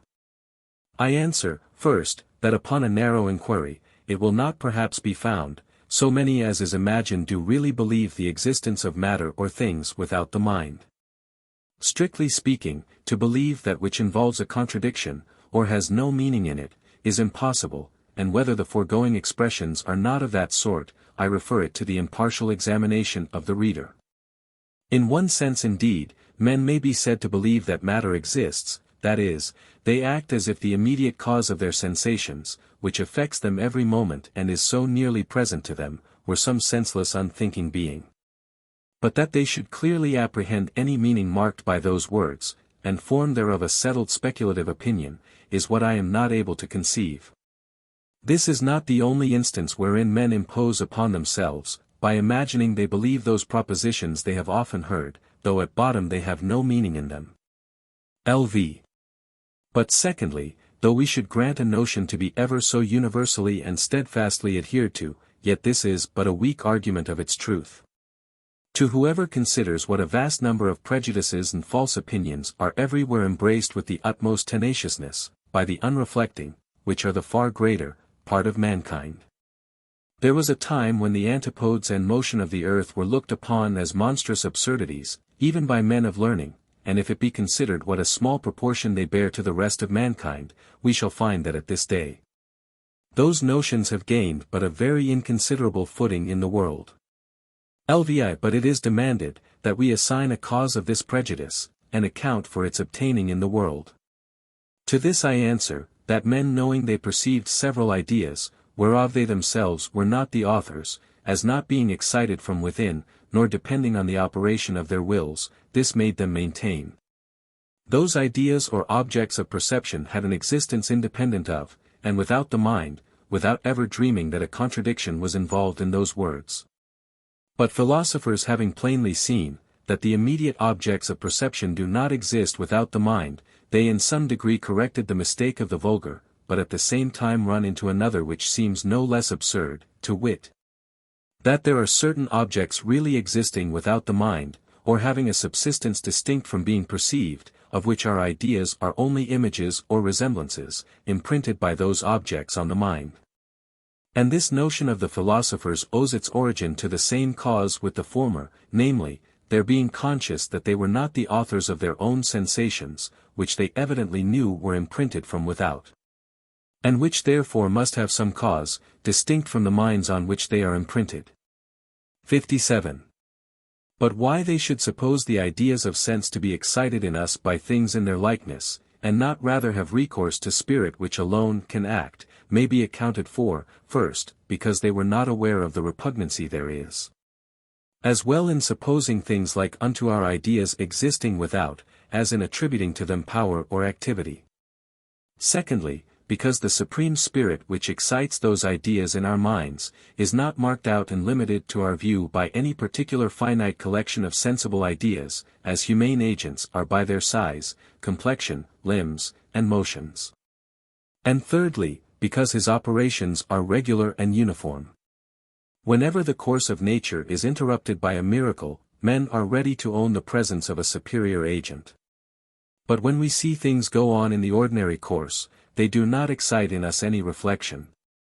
Their order and concatenation, though it be an argument of the greatest wisdom, power, and goodness in their Creator, is yet so constant and familiar to us, that we do not think them the immediate effects of a free spirit, especially since inconstancy and mutability in acting, though it be an imperfection, is looked on as a mark of freedom. Tenthly, it will be objected, that the notions we advance, are inconsistent with several sound truths in philosophy and mathematics. For example, the motion of the earth is now universally admitted by astronomers, as a truth grounded on the clearest and most convincing reasons, but on the foregoing principles, there can be no such thing. For motion being only an idea, it follows that if it be not perceived, it exists not, but the motion of the earth is not perceived by sense. I answer, that tenet, if rightly understood, will be found to agree with the principles we have premised, for the question, whether the earth moves or no, amounts in reality to no more than this, to wit, whether we have reason to conclude from what hath been observed by astronomers, that if we were placed in such and such circumstances, and such or such a position and distance, both from the earth and sun, we should perceive the former to move among the choir of the planets, and appearing in all respects like one of them, and this, by the established rules of nature, which we have no reason to mistrust, is reasonably collected from the phenomena. Licks. We may, from the experience we have had of the train and succession of ideas in our minds, often make, I will not say uncertain conjectures, but sure and well-grounded predictions, concerning the ideas we shall be affected with, pursuant to a great train of actions, and be enabled to pass a right judgment of what would have appeared to us, in case we were placed in circumstances very different from those we are in at present. Herein consists the knowledge of nature, which may preserve its use and certainty very consistently with what hath been said. It will be easy to apply this to whatever objections of the like sort may be drawn from the magnitude of the stars, or any other discoveries in astronomy or nature. LX. In the 11th place, it will be demanded to what purpose serves that curious organization of plants, and the admirable mechanism in the parts of animals. Might not vegetables grow, and shoot forth leaves and blossoms, and animals perform all their motions, as well without as with all that variety of internal parts so elegantly contrived and put together? Which being ideas have nothing powerful or operative in them, nor have any necessary connection with the effects ascribed to them. If it be a spirit that immediately produces every effect by a fiat, or act of his will, we must think all that is fine and artificial in the works, whether of man or nature, to be made in vain.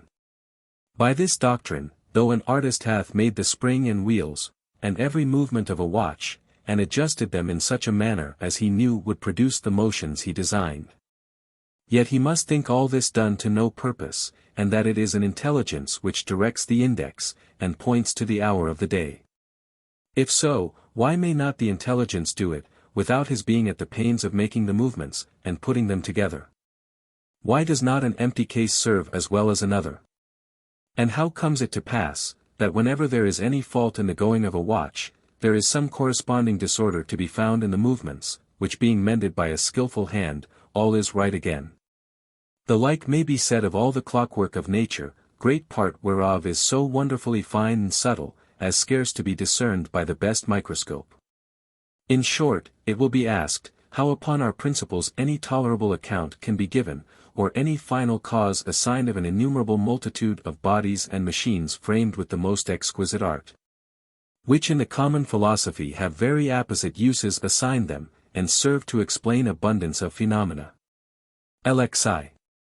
To all which I answer, first, that though there were some difficulties relating to the administration of Providence, and the uses by it assigned to the several parts of nature, which I could not solve by the foregoing principles, yet this objection could be of small weight against the truth and certainty of those things which may be proved a priori, with the utmost evidence. Secondly, but neither are the received principles free from the like difficulties.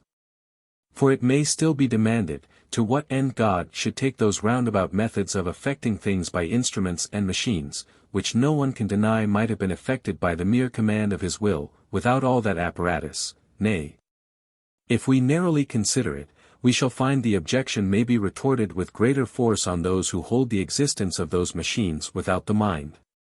For it has been made evident, that solidity, bulk, figure, motion and the like, have no activity or efficacy in them, so as to be capable of producing any one effect in nature. See Sect. 25. Whoever therefore supposes them to exist, allowing the supposition possible, when they are not perceived, does it manifestly to no purpose. Since the only use that is assigned to them, as they exist unperceived, is that they produce those perceivable effects, which in truth cannot be ascribed to anything but spirit. 62. But to come nearer the difficulty, it must be observed, that though the fabrication of all those parts and organs be not absolutely necessary to the producing any effect, yet it is necessary to the producing of things in a constant, regular way, according to the laws of nature. There are certain general laws that run through the whole chain of natural effects. These are learned by the observation and study of nature, and are by men applied as well to the framing artificial things for the use and ornament of life. As to the explaining the various phenomena, which explication consists only in shewing the conformity any particular phenomenon hath to the general laws of nature, or, which is the same thing, in discovering the uniformity there is in the production of natural effects. As will be evident to whoever shall attend to the several instances, wherein philosophers pretend to account for appearances, that there is a great and conspicuous use in these regular constant methods of working observed by the supreme agent, hath been shown in Sect. 31. And it is no less visible, that a particular size, figure, motion and disposition of parts are necessary, though not absolutely to the producing any effect, yet to the producing it according to the standing mechanical laws of nature.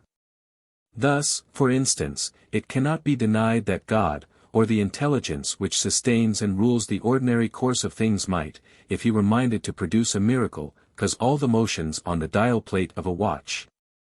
Though no body had ever made the movements, and put them in it, but yet if he will act agreeably to the rules of mechanism, by him for wise ends established and maintained in the creation, it is necessary that those actions of the watchmaker, whereby he makes the movements and rightly adjusts them, precede the production of the aforesaid motions. As also that any disorder in them be attended with the perception of some corresponding disorder in the movements, which being once corrected all is right again. 63.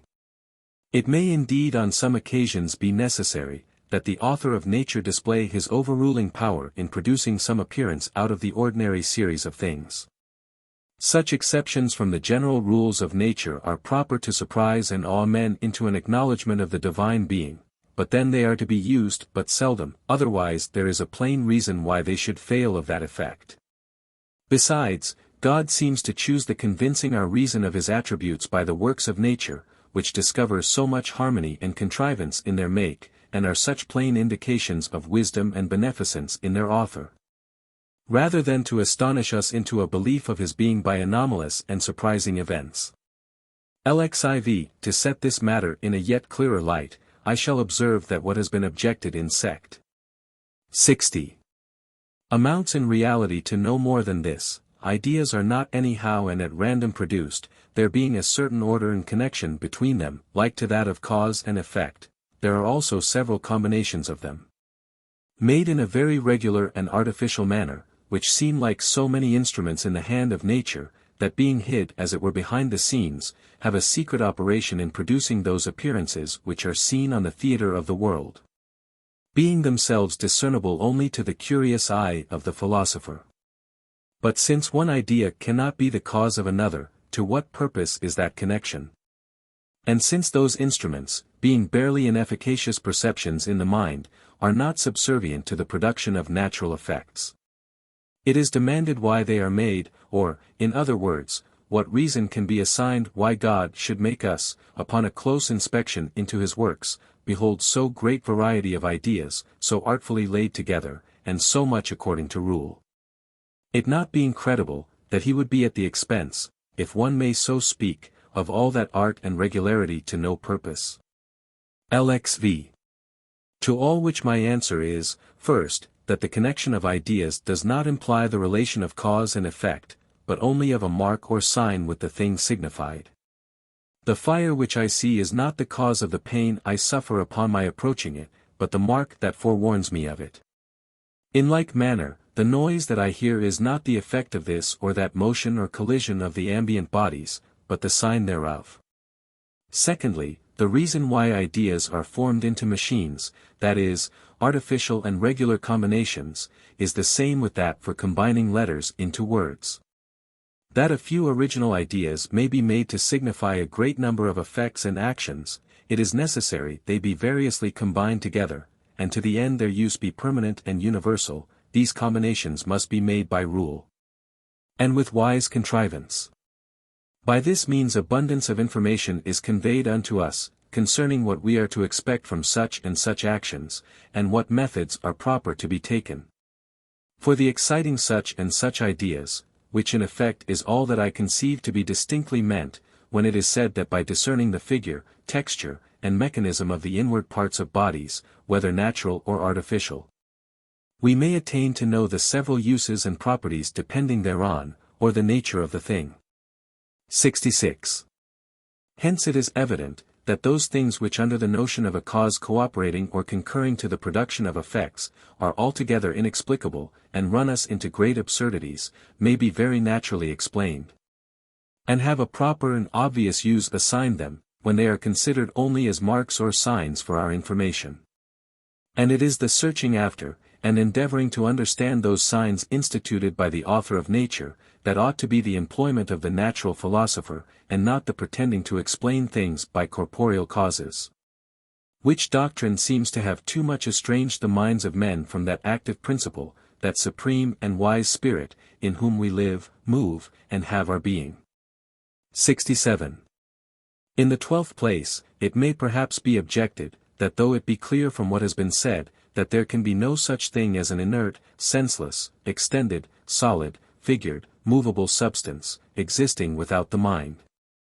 Such as philosophers describe matter, yet if any man shall leave out of his idea of matter, the positive ideas of extension, figure, solidity and motion, and say that he means only by that word, an inert senseless substance that exists without the mind, or unperceived, which is the occasion of our ideas, or at the presence whereof God is pleased to excite ideas in us, it doth not appear, but that matter taken in this sense may possibly exist.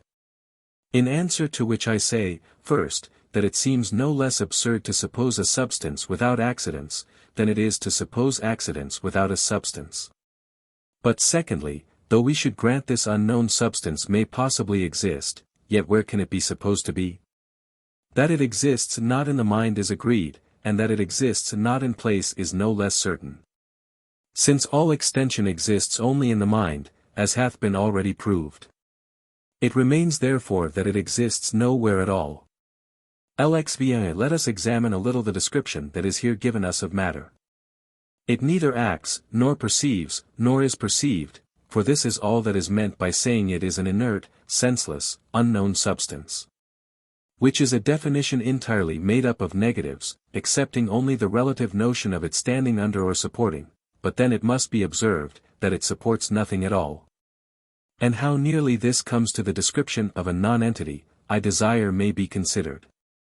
But, say you, it is the unknown occasion, at the presence of which, ideas are excited in us by the will of God. Now I would fain know how any thing can be present to us, which is neither perceivable by sense nor reflection, nor capable of producing any idea in our minds, nor is at all extended, nor hath any form, nor exists in any place. The words to be present, when thus applied, must needs be taken in some abstract and strange meaning, and which I am not able to comprehend. 69. Again, let us examine what is meant by occasion. So far as I can gather from the common use of language, that word signifies either the agent which produces any effect, or else something that is observed to accompany, or go before it, in the ordinary course of things. But when it is applied to matter as above described, it can be taken in neither of those senses. For matter is said to be passive and inert, and so cannot be an agent or efficient cause. It is also unperceivable, as being devoid of all sensible qualities, and so cannot be the occasion of our perceptions in the latter sense, as when the burning my finger is said to be the occasion of the pain that attends it. What therefore can be meant by calling matter an occasion? This term is either used in no sense at all, or else in some sense very distant from its received signification. 70. You will perhaps say that matter, though it be not perceived by us, is nevertheless perceived by God, to whom it is the occasion of exciting ideas in our minds. For, say you, since we observe our sensations to be imprinted in an orderly and constant manner, it is but reasonable to suppose there are certain constant and regular occasions of their being produced.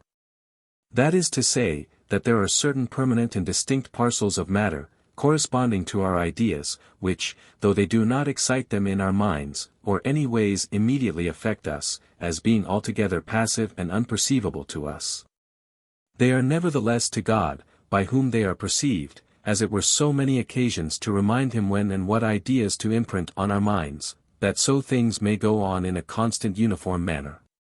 71.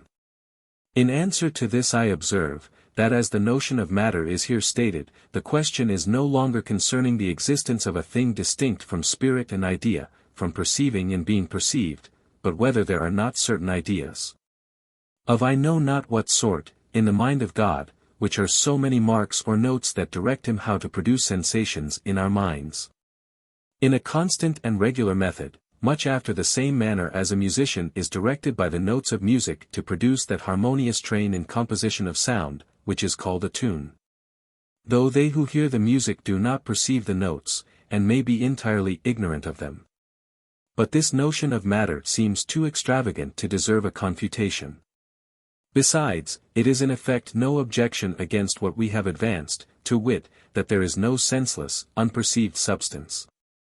72. If we follow the light of reason, we shall, from the constant uniform method of our sensations, collect the goodness and wisdom of the Spirit who excites them in our minds. But this is all that I can see reasonably concluded from thence. To me, I say, it is evident that the being of a spirit infinitely wise, good, and powerful is abundantly sufficient to explain all the appearances of nature. But as for inert senseless matter, nothing that I perceive has any the least connection with it, or leads to the thoughts of it. And I would fain see any one explain any the meanest phenomenon in nature by it, or shew any manner of reason, though in the lowest rank of probability, that he can have for its existence. Or even make any tolerable sense or meaning of that supposition. For as to its being an occasion, we have, I think, evidently shown that with regard to us it is no occasion, it remains therefore that it must be, if at all, the occasion to God of exciting ideas in us. And what this amounts to, we have just now seen. LXX. It is worth while to reflect a little on the motives which induced men to suppose the existence of material substance. That so having observed the gradual ceasing, and expiration of those motives or reasons, we may proportionably withdraw the assent that was grounded on them. First therefore, it was thought that color, figure, motion, and the rest of the sensible qualities or accidents, did really exist without the mind.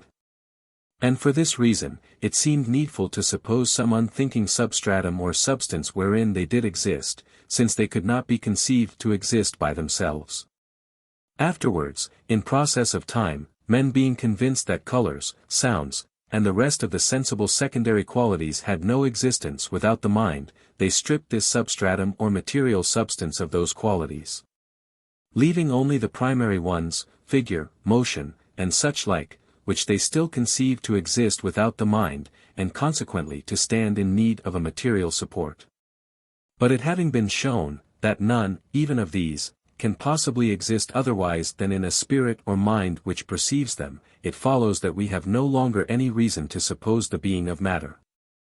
Nay, that it is utterly impossible there should be any such thing, so long as that word is taken to denote an unthinking substratum of qualities or accidents, wherein they exist without the mind.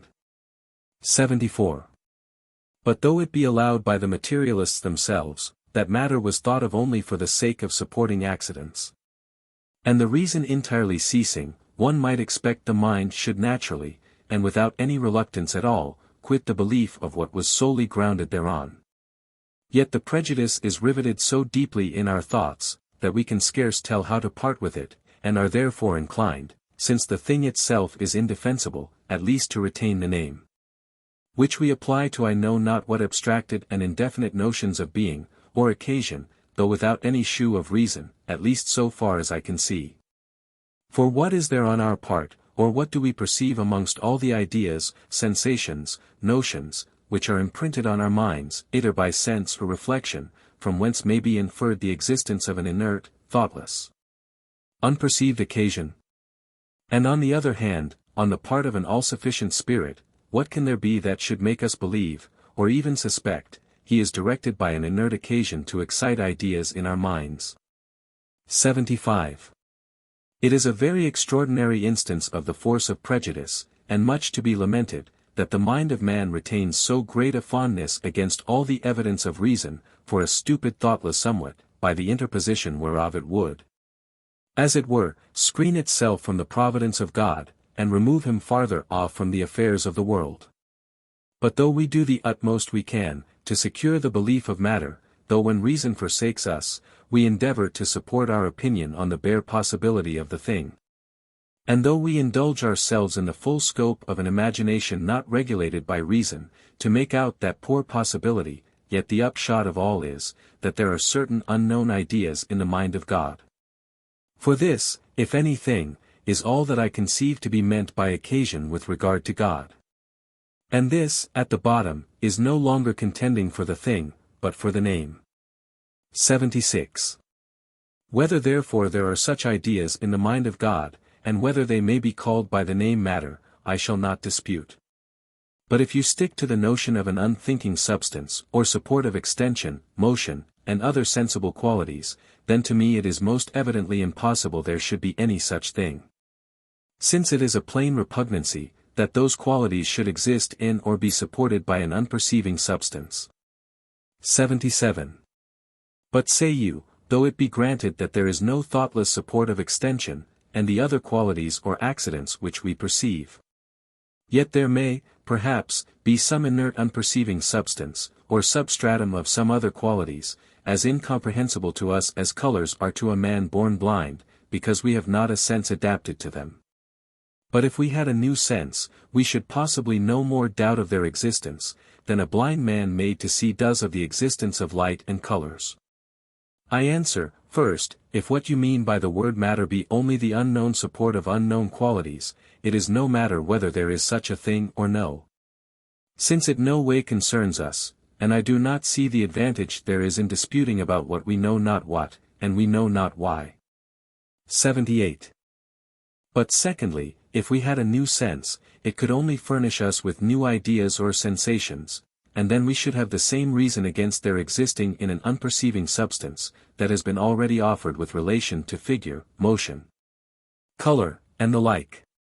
Qualities, as hath been shown, are nothing else but sensations or ideas, which exist only in a mind perceiving them, and this is true not only of the ideas we are acquainted with at present, but likewise of all possible ideas whatsoever.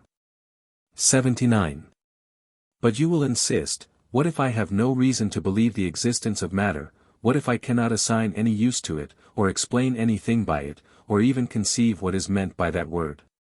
Yet still it is no contradiction to say that matter exists, and that this matter is in general a substance, or occasion of ideas.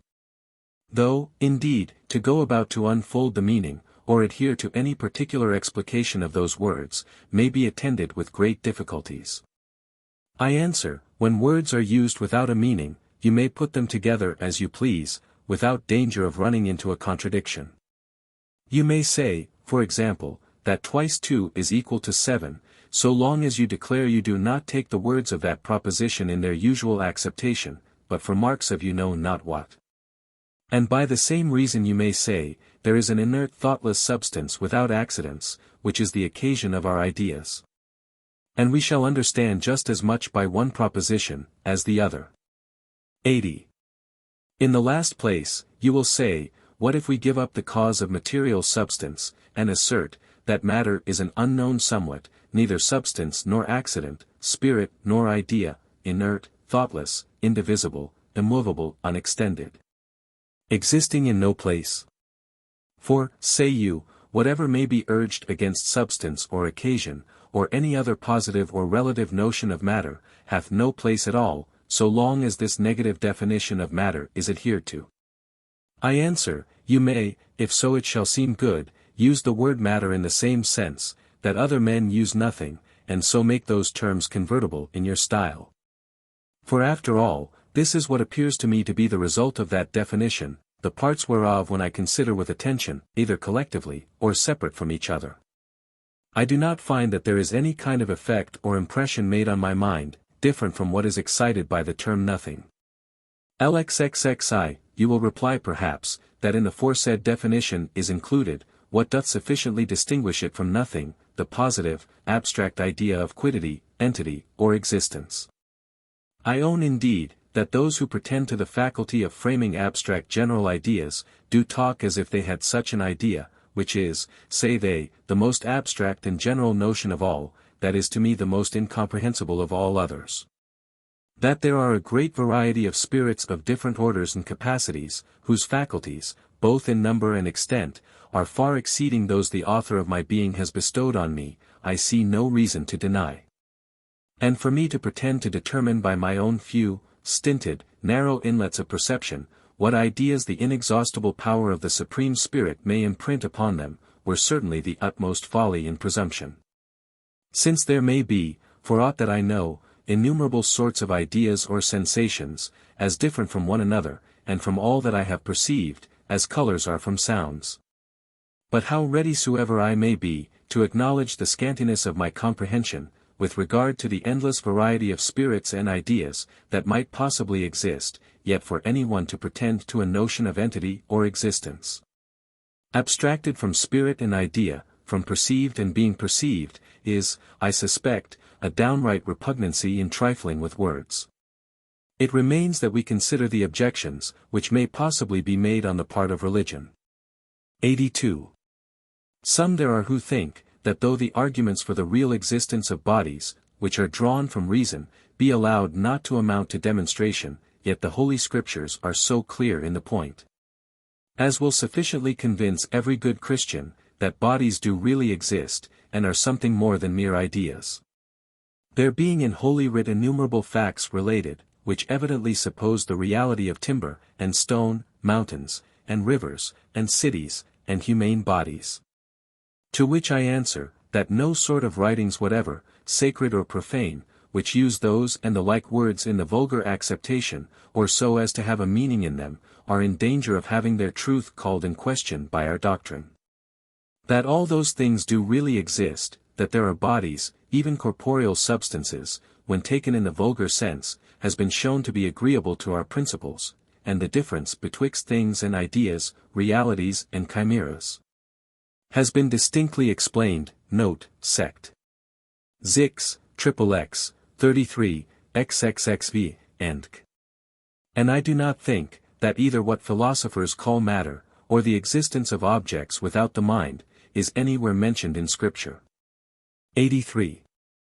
Again, whether there be, or be not external things, it is agreed on all hands, that the proper use of words, is the marking our conceptions, or things only as they are known and perceived by us. Whence it plainly follows, that in the tenets we have laid down, there is nothing inconsistent with the right use and significancy of language, and that discourse of what kind soever, so far as it is intelligible, remains undisturbed. But all this seems so manifest, from what hath been set forth in the premises, that it is needless to insist any farther on it. 84. But it will be urged, that miracles do, at least, lose much of their stress and import by our principles. What must we think of Moses's rod? Was it not really turned into a serpent, or was there only a change of ideas in the minds of the spectators? And can it be supposed, that our Saviour did no more at the marriage feast in Cana, than impose on the sight, and smell, and taste of the guests, so as to create in them the appearance or idea only of wine? The same may be said of all other miracles, which, in consequence of the foregoing principles, must be looked upon only as so many cheats, or illusions of fancy. To this I reply, that the rod was changed into a real serpent, and the water into real wine. That this doth not, in the least, contradict what I have elsewhere said, will be evident from sect. 34, and 35. But this business of real and imaginary hath been already so plainly and fully explained, and so often referred to, and the difficulties about it are so easily answered from what hath gone before, that it were an affront to the reader's understanding, to resume the explication of it in this place. I shall only observe, that if at table all who were present should see, and smell, and taste, and drink wine, and find the effects of it, with me there could be no doubt of its reality. So that, at bottom, the scruple concerning real miracles hath no place at all on ours, but only on the received principles, and consequently mocketh rather for, than against what hath been said. 85. Having done with the objections, which I endeavored to propose in the clearest light, and gave them all the force and weight I could, we proceed in the next place to take a view of our tenets in their consequences. Some of these appear at first sight, as that several difficult and obscure questions, on which abundance of speculation hath been thrown away, are entirely banished from philosophy. Whether corporeal substance can think? Whether matter be infinitely divisible? And how it operates on spirit? These and like inquiries have given infinite amusement to philosophers in all ages. But depending on the existence of matter, they have no longer any place on our principles. Many other advantages there are, as well with regard to religion as the sciences, which it is easy for any one to deduce from what hath been premised. But this will appear more plainly in the sequel. 86. From the principles we have laid down, it follows, humane knowledge may naturally be reduced to two heads, that of ideas, and that of spirits. Of each of these I shall treat in order. And first as to ideas or unthinking things, our knowledge of these hath been very much obscured and confounded, and we have been led into very dangerous errors, by supposing a twofold existence of the objects of sense, the one intelligible, or in the mind, the other real and without the mind, whereby unthinking things are thought to have a natural subsistence of their own, distinct from being perceived by spirits. This which, if I mistake not, hath been shown to be a most groundless and absurd notion, is the very root of skepticism. For so long as men thought that real things subsisted without the mind, and that their knowledge was only so far forth real as it was conformable to real things, it follows, they could not be certain they had any real knowledge at all. For how can it be known, that the things which are perceived, are conformable to those which are not perceived, or exist without the mind? 87. Color, figure, motion, extension and the like, considered only as so many sensations in the mind, are perfectly known, there being nothing in them which is not perceived. But if they are looked on as notes or images, referred to things or archetypes existing without the mind, then are we involved all in skepticism. We see only the appearances, and not the real qualities of things. What may be the extension, figure, or motion of anything really and absolutely, or in itself, it is impossible for us to know, but only the proportion or the relation they bear to our senses. Things remaining the same, our ideas vary, and which of them, or even whether any of them at all represent the true quality really existing in a thing, it is out of our reach to determine. So that, for aught we know, all we see, hear, and feel, may be only phantom and vain chimera, and not at all agree with the real things, existing in rerum natura. All this skepticism follows, from our supposing a difference between things and ideas, and that the former have a subsistence without the mind, or unperceived. It were easy to dilate on this subject, and shew how the arguments urged by skeptics in all ages, depend on the supposition of external objects. 88. So long as we attribute a real existence to unthinking things, distinct from their being perceived, it is not only impossible for us to know with evidence the nature of any real unthinking being, but even that it exists. Hence it is, that we see philosophers distrust their senses, and doubt of the existence of heaven and earth, of everything they see or feel, even of their own bodies. And after all their labor and struggle of thought, they are forced to own, we cannot attain to any self-evident or demonstrative knowledge of the existence of sensible things.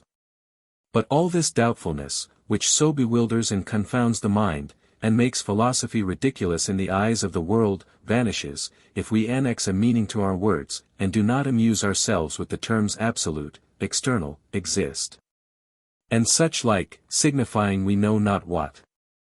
I can as well doubt of my own being, as of the being of those things which I actually perceive by sense, it being a manifest contradiction, that any sensible object should be immediately perceived by sight or touch, and at the same time have no existence in nature, since the very existence of an unthinking being consists in being perceived.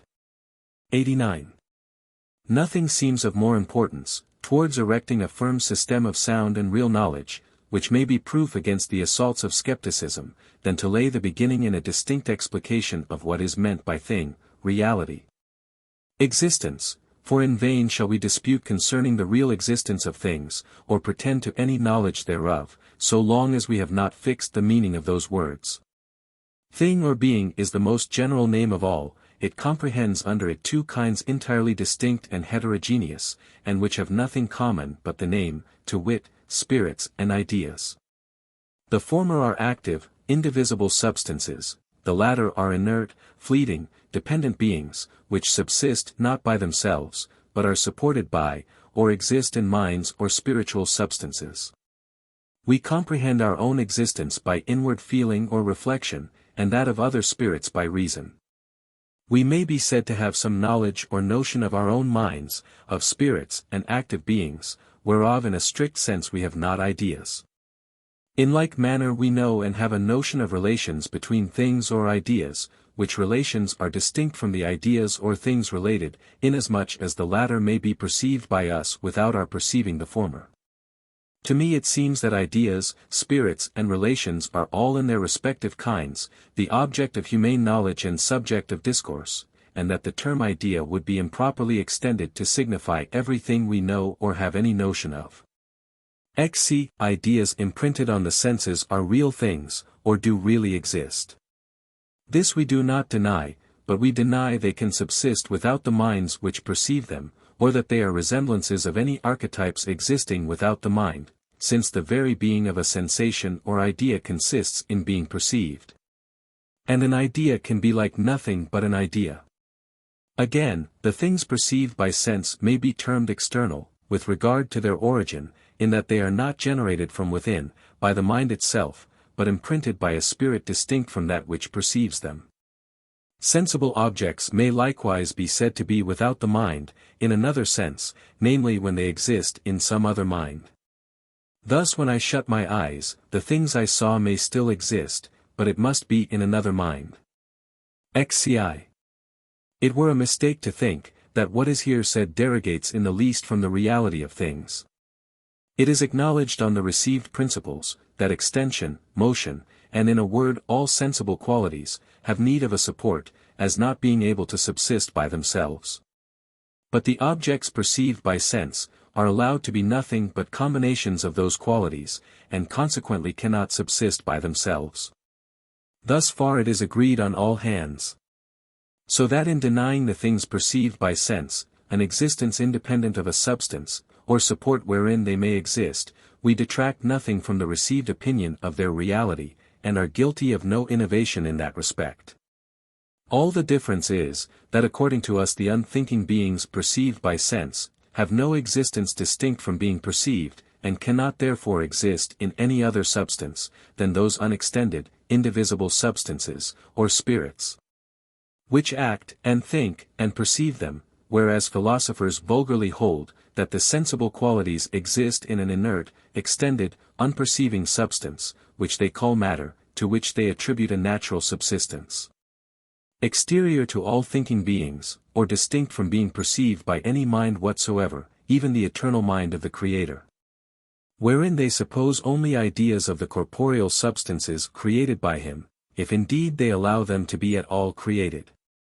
92. For as we have shown the doctrine of matter or corporeal substance, to have been the main pillar and support of skepticism, so likewise upon the same foundation have been raised all the impious schemes of atheism and irreligion. Nay, so great a difficulty hath it been thought, to conceive matter produced out of nothing, that the most celebrated among the ancient philosophers, even of these who maintained the being of a God, have thought matter to be uncreated and coeternal with Him. How great a friend material substance hath been to atheists in all ages, were needless to relate. All their monstrous systems have so visible and necessary a dependence on it, that when this cornerstone is once removed, the whole fabric cannot choose but fall to the ground. Insomuch that it is no longer worth while, to bestow a particular consideration on the absurdities of every wretched sect of atheists. 93. That impious and profane persons should readily fall in with those systems which favor their inclinations, by deriding immaterial substance, and supposing the soul to be divisible and subject to corruption as the body, which exclude all freedom, intelligence, and design from the formation of things, and instead thereof make a self-existent, stupid, unthinking substance the root and origin of all beings. That they should hearken to those who deny a providence, or inspection of a superior mind over the affairs of the world, attributing the whole series of events either to blind chance or fatal necessity, arising from the impulse of one body on another. All this is very natural. And on the other hand, when men of better principles observe the enemies of religion lay so great a stress on unthinking matter, and all of them use so much industry and artifice to reduce everything to it, methinks they should rejoice to see them deprived of their grand support, and driven from that only fortress, without which your Epicureans, Hobbists, and the like, have not even the shadow of a pretence, but become the most cheap and easy triumph in the world. XCIV. The existence of matter, or bodies unperceived, has not only been the main support of atheists and fatalists, but on the same principle doth idolatry likewise in all its various forms depend. Did men but consider that the sun, moon, and stars, and every other object of the senses, are only so many sensations in their minds, which have no other existence but barely being perceived, doubtless they would never fall down and worship their own ideas, but rather address their homage to that eternal invisible mind which produces and sustains all things. XCV. The same absurd principle, by mingling itself with the articles of our faith, hath occasioned no small difficulties to Christians. For example, about the resurrection, how many scruples and objections have been raised by Socinians and others. But do not the most plausible of them depend on the supposition, that a body is denominated the same, with regard not to the form or that which is perceived by sense, but the material substance which remains the same under several forms? Take away this material substance, about the identity whereof all the dispute is, and mean by body what every plain ordinary person means by that word, to wit, that which is immediately seen and felt. Which is only a combination of sensible qualities, or ideas, and then their most unanswerable objections come to nothing. 96. Matter being once expelled out of nature, drags with it so many skeptical and impious notions, such an incredible number of disputes and puzzling questions, which have been thorns in the sides of divines, as well as philosophers. And made so much fruitless work for mankind, that if the arguments we have produced against it, are not found equal to demonstration, as to me they evidently seem, yet I am sure all friends to knowledge, peace, and religion, have reason to wish they were. 97. Beside the external existence of the objects of perception, another great source of errors and difficulties, with regard to ideal knowledge, is the doctrine of abstract ideas, such as it hath been set forth in the introduction. The plainest things in the world, those we are most intimately acquainted with, and perfectly know, when they are considered in an abstract way, appear strangely difficult and incomprehensible. Time, place, and motion, taken in particular or concrete, are what every body knows, but having passed through the hands of a metaphysician, they become too abstract and fine, to be apprehended by men of ordinary sense.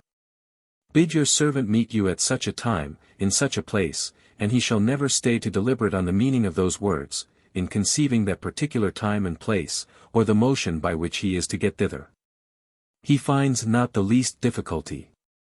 But if time be taken, exclusive of all those particular actions and ideas that diversify the day, merely for the continuation of existence, or duration in abstract, then it will perhaps gravel even a philosopher to comprehend it.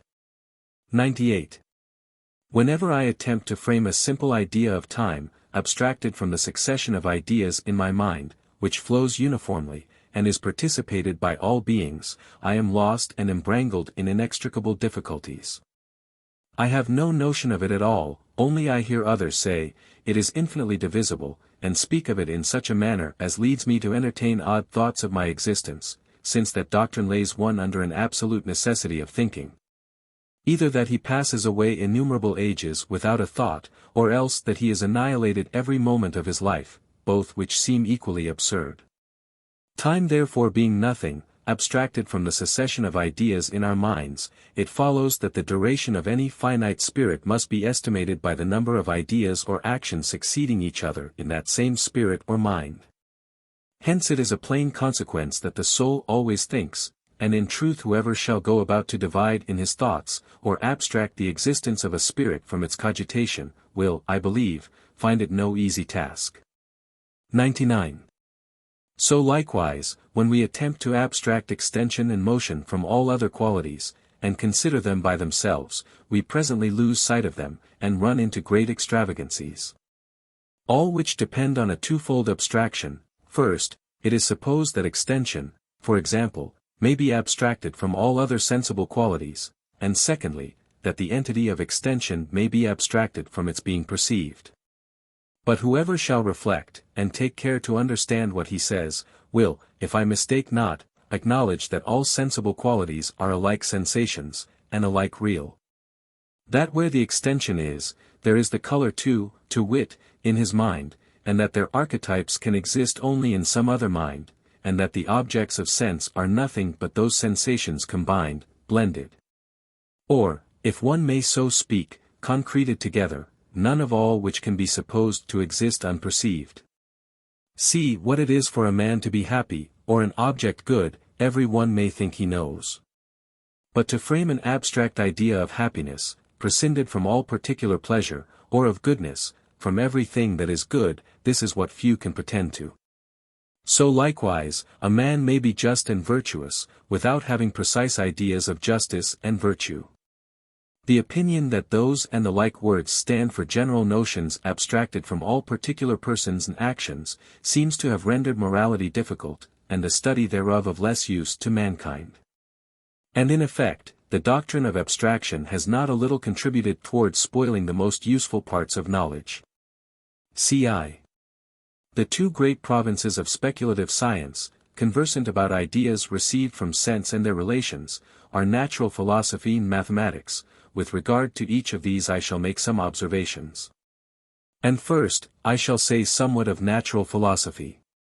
On this subject it is, that the skeptics triumph, all that stock of arguments they produce to depreciate our faculties, and make mankind appear ignorant and low, are drawn principally from this head, to wit, that we are under an invincible blindness as to the true and real nature of things. This they exaggerate, and love to enlarge on. We are miserably bantered, say they, by our senses, and amused only with the outside and shew of things. The real essence, the internal qualities, and constitution of every the meanest object, is hid from our view. Something there is in every drop of water, every grain of sand, which it is beyond the power of humane understanding to fathom or comprehend.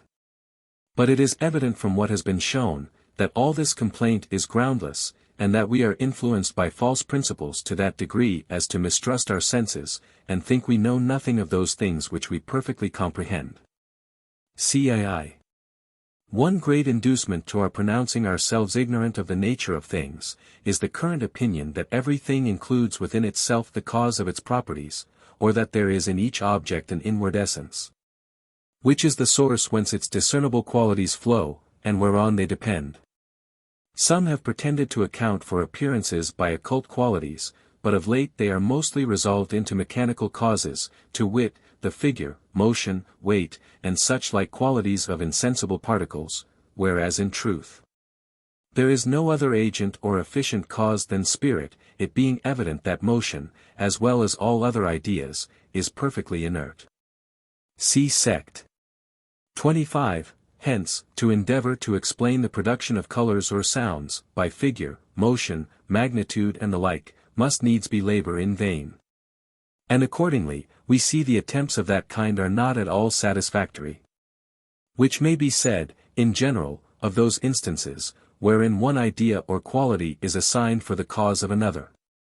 I need not say, how many hypotheses and speculations are left out, and how much the study of nature is abridged by this doctrine. CIII. The great mechanical principle now in vogue is attraction.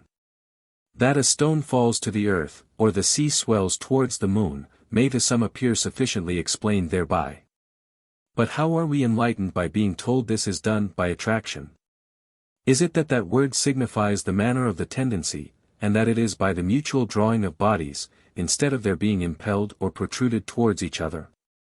But nothing is determined of the manner or action, and it may as truly, for aught we know, be termed impulse or protrusion as attraction. Again, the parts of steel we see cohere firmly together, and this also is accounted for by attraction. But in this, as in the other instances, I do not perceive that anything is signified besides the effect itself, for as to the manner of the action whereby it is produced, or the cause which produces it, these are not so much as aimed at. Civ. Indeed, if we take a view of the several phenomena, and compare them together, we may observe some likeness and conformity between them. For example, in the falling of a stone to the ground, in the rising of the sea towards the moon, in cohesion and crystallization, there is something alike, namely in union or mutual approach of bodies. So that any one of these or the like phenomena, may not seem strange or surprising to a man who hath nicely observed and compared the effects of nature. For that only is thought so which is uncommon, or a thing by itself, and out of the ordinary course of our observation. That bodies should tend towards the center of the earth, is not thought strange, because it is what we perceive every moment of our lives. But that they should have a like gravitation towards the center of the moon, may seem odd and unaccountable to most men, because it is discerned only in the tides. But a philosopher, whose thoughts take in a larger compass of nature, having observed a certain similitude of appearances, as well in the heavens as the earth, that argue innumerable bodies to have a mutual tendency towards each other. Which he denotes by the general name attraction, whatever can be reduced to that, he thinks justly accounted for. Thus he explains the tides by the attraction of the terraqueous globe towards the moon, which to him doth not appear odd or anomalous, but only a particular example of a general rule or law of nature. CV. If therefore we consider the difference there is betwixt natural philosophers and other men, with regard to their knowledge of the phenomena, we shall find it consists, not in an exacter knowledge of the efficient cause that produces them. For that can be no other than the will of a spirit, but only in a greater largeness of comprehension, whereby analogies, harmonies, and agreements are discovered in the works of nature, and the particular effects explained, that is, reduced to general rules, see sect. 62, which rules grounded on the analogy, and uniformness observed in the production of natural effects, are most agreeable, and sought after by the mind. For that they extend our prospect beyond what is present, and near to us, and enable us to make very probable conjectures, touching things that may have happened at very great distances of time and place, as well as to predict things to come. Which sort of endeavor towards omniscience, is much affected by the mind. CVI. But we should proceed warily in such things, for we are apt to lay too great a stress on analogies, and to the prejudice of truth, humor that eagerness of the mind, whereby it is carried to extend its knowledge into general theorems. For example, gravitation, or mutual attraction, because it appears in many instances, some are straightway for pronouncing universal. And that to attract, and be attracted by every other body, is an essential quality inherent in all bodies whatsoever. Whereas it appears the fixed stars have no such tendency towards each other, and so far is that gravitation, from being essential to bodies. That in some instances a quite contrary principle seems to shew itself, as in the perpendicular growth of plants, and the elasticity of the air. There is nothing necessary or essential in the case, but it depends entirely on the will of the governing spirit, who causes certain bodies to cleave together, or tend towards each other, according to various laws. Whilst he keeps others at a fixed distance. And to some he gives a quite contrary tendency to fly asunder, just as he sees convenient. CVI, after what has been premised, I think we may lay down the following conclusions. First, it is plain philosophers amuse themselves in vain, when they inquire for any natural efficient cause, distinct from a mind or spirit. Secondly, considering the whole creation is the workmanship of a wise and good agent, it should seem to become philosophers, to employ their thoughts, contrary to what some hold, about the final causes of things, and I must confess, I see no reason why pointing out the various ends, to which natural things are adapted, and for which they were originally with unspeakable wisdom contrived, should not be thought one good way of accounting for them, and altogether worthy a philosopher. Thirdly, from what hath been premised no reason can be drawn, why the history of nature should not still be studied, and observations and experiments made, which, that they are of use to mankind, and enable us to draw any general conclusions, is not the result of any immutable habitudes, or relations between things themselves, but only of God's goodness and kindness to men in the administration of the world. See sect. 30 and 31. Fourthly, by a diligent observation of the phenomena within our view, we may discover the general laws of nature, and from them deduce the other phenomena, I do not say demonstrate. For all deductions of that kind depend on a supposition that the author of nature always operates uniformly, and in a constant observance of those rules we take for principles, which we cannot evidently know. Kphai. Those men who frame general rules from the phenomena, and afterwards derive the phenomena from those rules, seem to consider signs rather than causes. A man may well understand natural signs without knowing their analogy, or being able to say by what rule a thing is so or so. And as it is very possible to write improperly, through too strict an observance of general grammar rules, so in arguing from general rules of nature, it is not impossible we may extend the analogy too far, and by that means run into mistakes. Cx. As in reading other books, a wise man will choose to fix his thoughts on the sense and apply it to use, rather than lay them out in grammatical remarks on the language. So in perusing the volume of nature, it seems beneath the dignity of the mind to affect an exactness in reducing each particular phenomenon to general rules, or shewing how it follows from them. We should propose to ourselves nobler views, such as to recreate and exalt the mind, with a prospect of the beauty, order, extent, and variety of natural things, hence, by proper inferences, to enlarge our notions of the grandeur, wisdom, and beneficence of the Creator, and lastly, to make the several parts of the creation, so far as in us lies, subservient to the ends they were designed for, God's glory, and the sustentation and comfort of ourselves and fellow creatures. Cx. The best key for the aforesaid analogy, or natural science, will be easily acknowledged to be a certain celebrated treatise of mechanics, in the entrance of which justly admired treatise, time, space, and motion are distinguished into absolute and relative, true and apparent, mathematical and vulgar, which distinction, as it is at large explained by the author, doth suppose those quantities to have an existence without the mind, and that they are ordinarily conceived with relation to sensible things, to which nevertheless in their own nature, they bear no relation at all. Cxi, as for time, as it is there taken in an absolute or abstracted sense, for the duration or perseverance of the existence of things, I have nothing more to add concerning it, after what hath been already said on that subject, sect. 97 and 98. For the rest, this celebrated author holds there is an absolute space, which, being unperceivable to sense, remains in itself similar and immovable, and relative space to be the measure thereof, which being movable, and defined by its situation in respect of sensible bodies, is vulgarly taken for immovable space. Place he defines to be that part of space which is occupied by any body. And according as the space is absolute or relative, so also is the place. Absolute motion is said to be the translation of a body from absolute place to absolute place, as relative motion is from one relative place to another. And because the parts of absolute space do not fall under our senses, instead of them we are obliged to use their sensible measures, and so define both place and motion with respect to bodies, which we regard as immovable.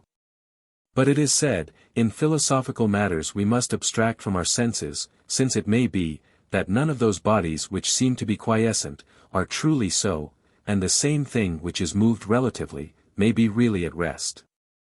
As likewise one and the same body may be in relative rest and motion, or even moved with contrary relative motions at the same time, according as its place is variously defined. All which ambiguity is to be found in the apparent motions, but not at all in the true or absolute, which should therefore be alone regarded in philosophy. And the true, we are told, are distinguished from apparent or relative motions by the following properties. First, in true or absolute motion, all parts which preserve the same position with respect to the whole, partake of the motions of the whole. Secondly, the place being moved, that which is placed therein is also moved, so that a body moving in a place which is in motion, doth participate the motion of its place. Thirdly, true motion is never generated or changed, otherwise than by force impressed on the body itself. Fourthly, true motion is always changed by force impressed on the body moved. Fifthly, in circular motion barely relative, there is no centrifugal force, which nevertheless in that which is true or absolute, is proportional to the quantity of motion. Cxi. But notwithstanding what hath been said, it doth not appear to me, that there can be any motion other than relative, so that to conceive motion, there must be at least conceived two bodies, whereof the distance or position in regard to each other is varied. Hence if there was one only body in being, it could not possibly be moved. This seems evident, in that the idea I have of motion doth necessarily include relation. Xi. But though in every motion it be necessary to conceive more bodies than one, yet it may be that one only is moved, namely that on which the force causing the change of distance is impressed, or in other words, that to which the action is applied. For however some may define relative motion, so as to term that body moved, which changes its distance from some other body, whether the force or action causing that change were applied to it, or no, Yet as relative motion is that which is perceived by sense, and regarded in the ordinary affairs of life, it should seem that every man of common sense knows what it is, as well as the best philosopher. Now I ask any one, whether in his sense of motion as he walks along the streets, the stones he passes over may be said to move, because they change distance with his feet? To me it seems, that though motion includes a relation of one thing to another, yet it is not necessary that each term of the relation be denominated from it. As a man may think of somewhat which doth not think, so a body may be moved to or from another body, which is not therefore itself in motion.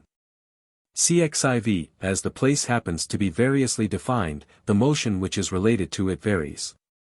A man in a ship may be said to be quiescent, with relation to the sides of the vessel, and yet move with relation to the land. Or he may move eastward in respect of the one, and westward in respect of the other. In the common affairs of life, men never go beyond the earth to define the place of any body, and what is quiescent in respect of that, is accounted absolutely to be so. But philosophers who have a greater extent of thought, and juster notions of the system of things, discover even the earth itself to be moved. In order therefore to fix their notions, they seem to conceive the corporeal world as finite, and the utmost unmoved walls or shell thereof to be the place, whereby they estimate true motions. If we sound our own conceptions, I believe we may find all the absolute motion we can frame an idea of, to be at bottom no other than relative motion thus defined.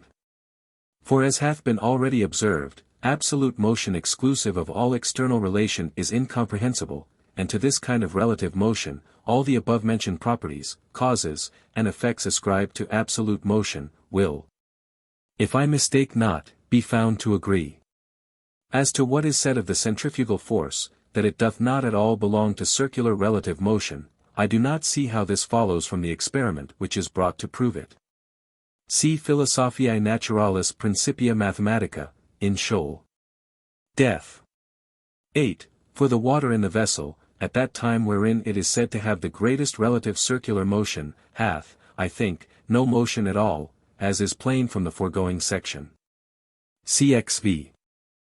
For to denominate a body moved, it is requisite, first, that it change its distance or situation with regard to some other body, and secondly, that the force or action occasioning that change be applied to it. If either of these be wanting, I do not think that agreeably to the sense of mankind, or the propriety of language, a body can be said to be in motion. I grant indeed, that it is possible for us to think a body, which we see change its distance from some other, to be moved, though it have no force applied to it, in which sense there may be apparent motion, but then it is. Because the force causing the change of distance, is imagined by us to be applied or impressed on that body thought to move. Which indeed shews we are capable of mistaking a thing to be in motion which is not, and that is all. Cxvi. From what hath been said, it follows that the philosophic consideration of motion doth not imply the being of an absolute space, distinct from that which is perceived by sense, and related to bodies, which that it cannot exist without the mind. Is clear upon the same principles, that demonstrate the like of all other objects of sense. And perhaps, if we inquire narrowly, we shall find we cannot even frame an idea of pure space, exclusive of all body. This I must confess seems impossible, as being a most abstract idea. When I excite a motion in some part of my body, if it be free or without resistance, I say there is space, but if I find a resistance, then I say there is body, and in proportion as the resistance to motion is lesser or greater, I say the space is more or less pure. So that when I speak of pure or empty space, it is not to be supposed, that the word space stands for an idea distinct from, or conceivable without body in motion. Though indeed we are apt to think every noun substantive stands for a distinct idea, that may be separated from all others, which hath occasioned infinite mistakes. When therefore supposing all the world to be annihilated besides my own body, I say there still remains pure space, thereby nothing else is meant, but only that I conceive it possible for the limbs of my body to be moved on all sides without the least resistance, but if that too were annihilated, then there could be no motion, and consequently no space. Some perhaps may think the sense of seeing doth furnish them with the idea of pure space, but it is plain from what we have elsewhere shown, that the ideas of space and distance are not obtained by that sense. See the essay concerning vision. Cxva. What is here laid down, seems to put an end to all those disputes and difficulties, which have sprung up amongst the learned concerning the nature of pure space. But the chief advantage arising from it, is, that we are freed from that dangerous dilemma, to which several who have employed their thoughts on this subject, imagine themselves reduced, to wit, of thinking either that real space is God, or else that there is something beside God which is eternal, uncreated, infinite, indivisible, immutable. Both which may justly be thought pernicious and absurd notions. It is certain that not a few divines, as well as philosophers of great note, have, from the difficulty they found in conceiving either limits or annihilation of space, concluded it must be divine. And some of late have set themselves particularly to shew, that the incommunicable attributes of God agree to it. Which doctrine, how unworthy soever it may seem of the divine nature, yet I do not see how we can get clear of it, so long as we adhere to the received opinions. Xvi. Hitherto of natural philosophy, we come now to make some inquiry concerning that other great branch of speculative knowledge, to wit, mathematics. These, how celebrated soever they may be, for their clearness and certainty of demonstration, which is hardly anywhere else to be found, cannot nevertheless be supposed altogether free from mistakes. If in their principles there lurks some secret error, which is common to the professors of those sciences with the rest of mankind.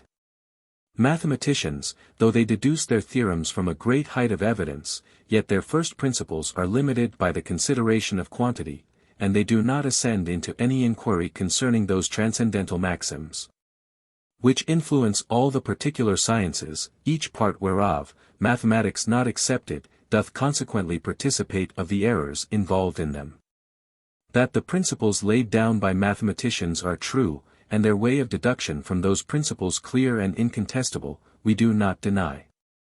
But we hold, there may be certain erroneous maxims of greater extent than the object of mathematics, and for that reason not expressly mentioned, though tacitly supposed throughout the whole progress of that science. And that the ill effects of those secret unexamined errors are diffused through all the branches thereof.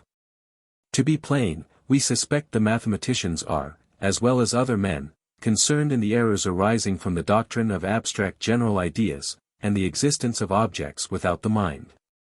Cxax. Arithmetic hath been thought to have for its object abstract ideas of number, of which to understand the properties and mutual habitudes is supposed no mean part of speculative knowledge. The opinion of the pure and intellectual nature of numbers in abstract, hath made them in esteem with those philosophers, who seem to have affected an uncommon fineness and elevation of thought. It hath set a price on the most trifling numerical speculations which in practice are of no use, but serve only for amusement, and hath therefore so far infected the minds of some, that they have dreamed of mighty mysteries involved in numbers, and attempted the explication of natural things by them. But if we inquire into our own thoughts, and consider what hath been premised, we may perhaps entertain a low opinion of those high flights and abstractions, and look on all inquiries about numbers, only as so many difficiles nugi, so far as they are not subservient to practice, and promote the benefit of life. Cxx. Unity in abstract we have before considered in sect 13, from which and what hath been said in the introduction, it plainly follows there is not any such idea. But number being defined a collection of unites, we may conclude that, if there be no such thing as unity or unite in abstract, there are no ideas of number in abstract denoted by the numeral names and figures. The theories therefore in arithmetic, if they are abstracted from the names and figures, as likewise from all use and practice, as well as from the particular things numbered, can be supposed to have nothing at all for their object. Hence we may see, how entirely the science of numbers is subordinate to practice, and how jejune and trifling it becomes, when considered as a matter of mere speculation. Cxxi. However, since there may be some, who, deluded by the specious shew of discovering abstracted verities, waste their time in arithmetical theorems and problems, which have not any use, it will not be amiss, if we more fully consider, and expose the vanity of that pretense. And this will plainly appear, by taking a view of arithmetic in its infancy, and observing what it was that originally put men on the study of that science, and to what scope they directed it. It is natural to think that at first, men, for ease of memory and help of computation, made use of counters, or in writing of single strokes, points or the like, each whereof was made to signify and unite, that is, some one thing of whatever kind they had occasion to reckon. Afterwards they found out the more compendious ways, of making one character stand in place of several strokes, or points. And lastly, the notation of the Arabians or Indians came into use, wherein by the repetition of a few characters or figures, and varying the signification of each figure according to the place it obtains, all numbers may be most aptly expressed, which seems to have been done in imitation of language, so that an exact analogy is observed betwixt the notation by figures and names. The 9 simple figures answering the 9 first numeral names and places in the former, corresponding to denominations in the latter. And agreeably to those conditions of the simple and local value of figures, were contrived methods of finding from the given figures or marks of the parts, what figures and how placed, are proper to denote the whole or vice versa. And having found the sought figures, the same rule or analogy being observed throughout, it is easy to read them into words, and so the number becomes perfectly known. For then the number of any particular things is said to be known, when we know the name or figures, with their due arrangement, that according to the standing analogy belong to them. For these signs being known, we can by the operations of arithmetic, know the signs of any part of the particular sums signified by them. And thus computing in signs, because of the connection established betwixt them and the distinct multitudes of things, whereof one is taken for an unite, we may be able rightly to sum up, divide, and proportion the things themselves that we intend to number.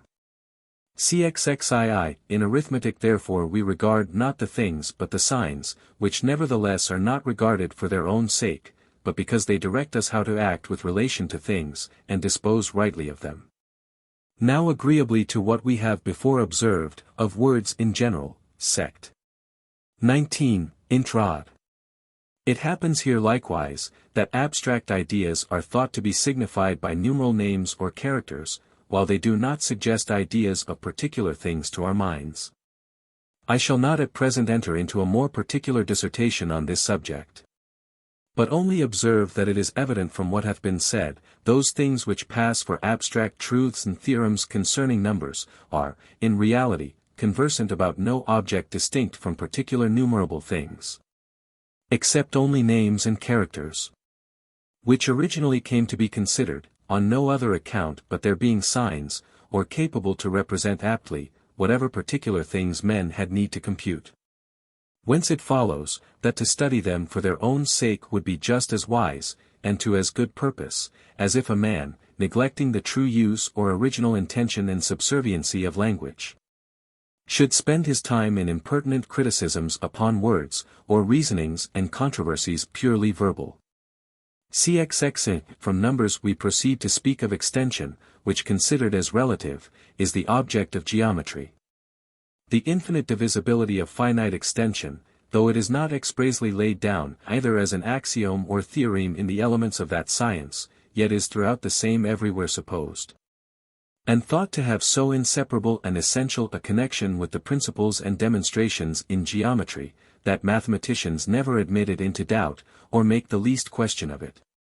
And as this notion is the source from whence do spring all those amusing geometrical paradoxes, which have such a direct repugnancy to the plain common sense of mankind, and are admitted with so much reluctance into a mind not yet debauched by learning, so it is the principal occasion of all that nice and extreme subtlety, which renders the study of mathematics so difficult and tedious.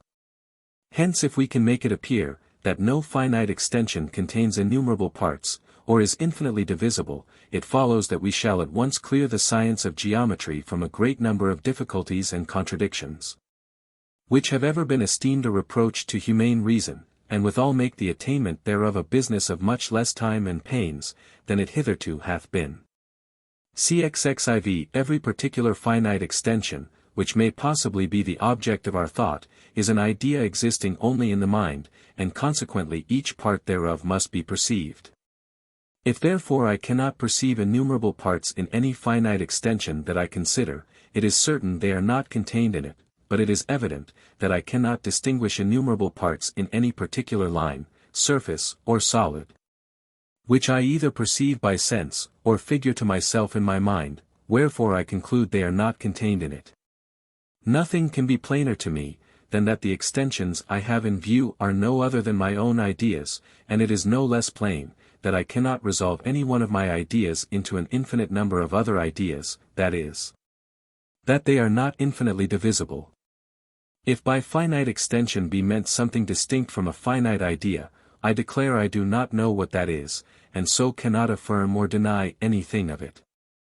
But if the terms extension, parts, and the like, are taken in any sense conceivable, that is, for ideas, then to say a finite quantity or extension consists of parts infinite in number, is so manifest a contradiction, that every one at first sight acknowledges it to be so. And it is impossible it should ever gain the assent of any reasonable creature, who is not brought to it by gentle and slow degrees, as a converted Gentile to the belief of transubstantiation. Ancient and rooted prejudices do often pass into principles, and those propositions which once obtain the force and credit of a principle, are not only themselves, but likewise whatever is deducible from them. Thought privileged from all examination. And there is no absurdity so gross, which by this means the mind of man may not be prepared to swallow. CXXV. He whose understanding is prepossessed with the doctrine of abstract general ideas, may be persuaded, that, whatever be thought of the ideas of sense, extension in abstract is infinitely divisible. And one who thinks the objects of sense exist without the mind, will perhaps in virtue thereof be brought to admit, that a line but an inch long may contain innumerable parts really existing, though too small to be discerned. These errors are grafted as well in the minds of geometricians, as of other men, and have a like influence on their reasonings. And it were no difficult thing, to shew how the arguments from geometry made use of to support the infinite divisibility of extension, are bottomed on them. At present we shall only observe in general, whence it is that the mathematicians are all so fond and tenacious of this doctrine. XV. It hath been observed in another place, that the theorems and demonstrations in geometry are conversant about universal ideas. Sect. 15, Introd. Where it is explained in what sense this ought to be understood, to wit, that the particular lines and figures included in the diagram, are supposed to stand for innumerable others of different sizes, or in other words, the geometer considers them abstracting from their magnitude, which doth not imply that he forms an abstract idea, but only that he cares not what the particular magnitude is, whether great or small, but looks on that as a thing indifferent to the demonstration. Hence it follows, that a line in the scheme, but an inch long, must be spoken of, as though it contained 10,000 parts, since it is regarded not in itself, but as it is universal. And it is universal only in its signification, whereby it represents innumerable lines greater than itself, in which may be distinguished 10,000 parts or more, though there may not be above an inch in it. After this manner the properties of the lines signified are, by a very usual figure, transferred to the sign, and thence through mistake thought to appertain to it considered in its own nature. XVII. Because there is no number of parts so great, but it is possible there may be a line containing more, the inch line is said to contain parts more than any assignable number. Which is true, not of the inch taken absolutely, but only for the things signified by it. But men not retaining that distinction in their thoughts, slide into a belief that the small particular line described on paper contains in itself parts innumerable. There is no such thing as the 10,000th part of an inch. But there is of a mile or diameter of the earth, which may be signified by that inch. When therefore I delineate a triangle on paper, and take one side not above an inch, for example, in length to be the radius, this I consider as divided into 10,000 or 100,000 parts, or more. For though the 10,000th part of that line considered in itself, is nothing at all, and consequently may be neglected without any error or inconveniency. Yet these described lines being only marks standing for greater quantities, whereof it may be the 10,000th part is very considerable, it follows, that to prevent notable errors in practice, the radius must be taken of 10,000 parts. Or more. Cxxv. From what hath been said the reason is plain why, to the end any theory may become universal in its use, it is necessary we speak of the lines described on paper, as though they contained parts which really they do not. In doing of which, if we examine the matter throughly, we shall perhaps discover that we cannot conceive an inch itself as consisting of, or being divisible into 1,000 parts, but only some other line which is far greater than an inch, and represented by it. And that when we say a line is infinitely divisible, we must mean a line which is infinitely great. What we have here observed seems to be the chief cause, why to suppose the infinite divisibility of finite extension hath been thought necessary in geometry. 6. The several absurdities and contradictions which flowed from this false principle might, one would think, have been esteemed so many demonstrations against it. But by I know not what logic, it is held that proofs a posteriori are not to be admitted against propositions relating to infinity. As though it were not impossible even for an infinite mind to reconcile contradictions. Or as if anything absurd and repugnant could have a necessary connection with truth, or flow from it.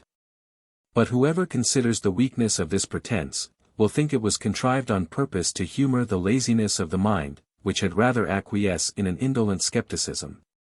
Then be at the pains to go through with a severe examination of those principles it hath ever embraced for true.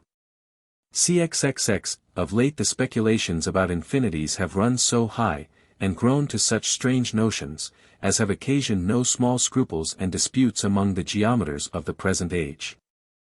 Some there are of great note, who not content with holding that finite lines may be divided into an infinite number of parts, do yet farther maintain, that each of those infinitesimals is itself subdivisible into an infinity of other parts.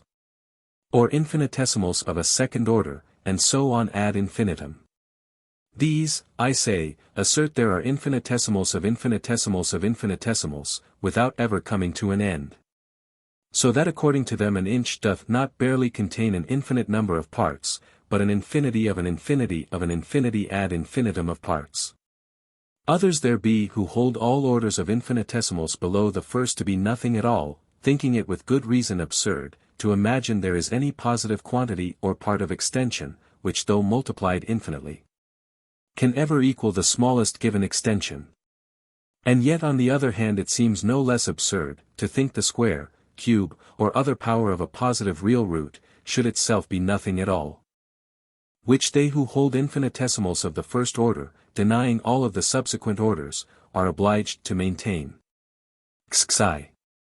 Have we not therefore reason to conclude, they are both in the wrong, and that there is in effect no such thing as parts infinitely small, or an infinite number of parts contained in any finite quantity?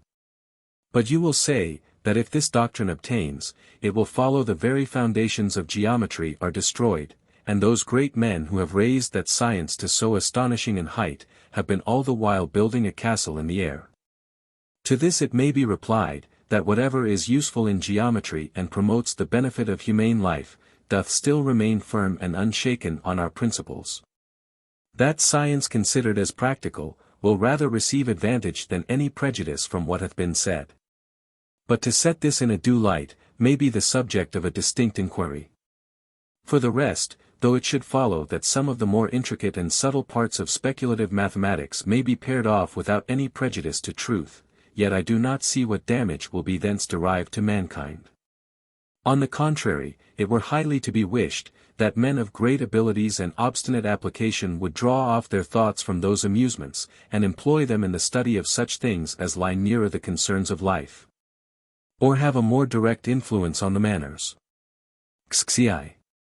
If it be said that several theorems undoubtedly true, are discovered by methods in which infinitesimals are made use of, which could never have been, if their existence included a contradiction in it, I answer, that upon a thorough examination it will not be found, that in any instance it is necessary to make use of or conceive infinitesimal parts of finite lines, or even quantities less than the minimum sensible, nay, it will be evident this is never done, it being impossible.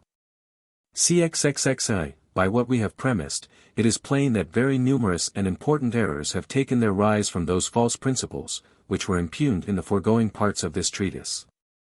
And the opposites of those erroneous tenets at the same time appear to be most fruitful principles, from whence do flow innumerable consequences highly advantageous to true philosophy as well as to religion.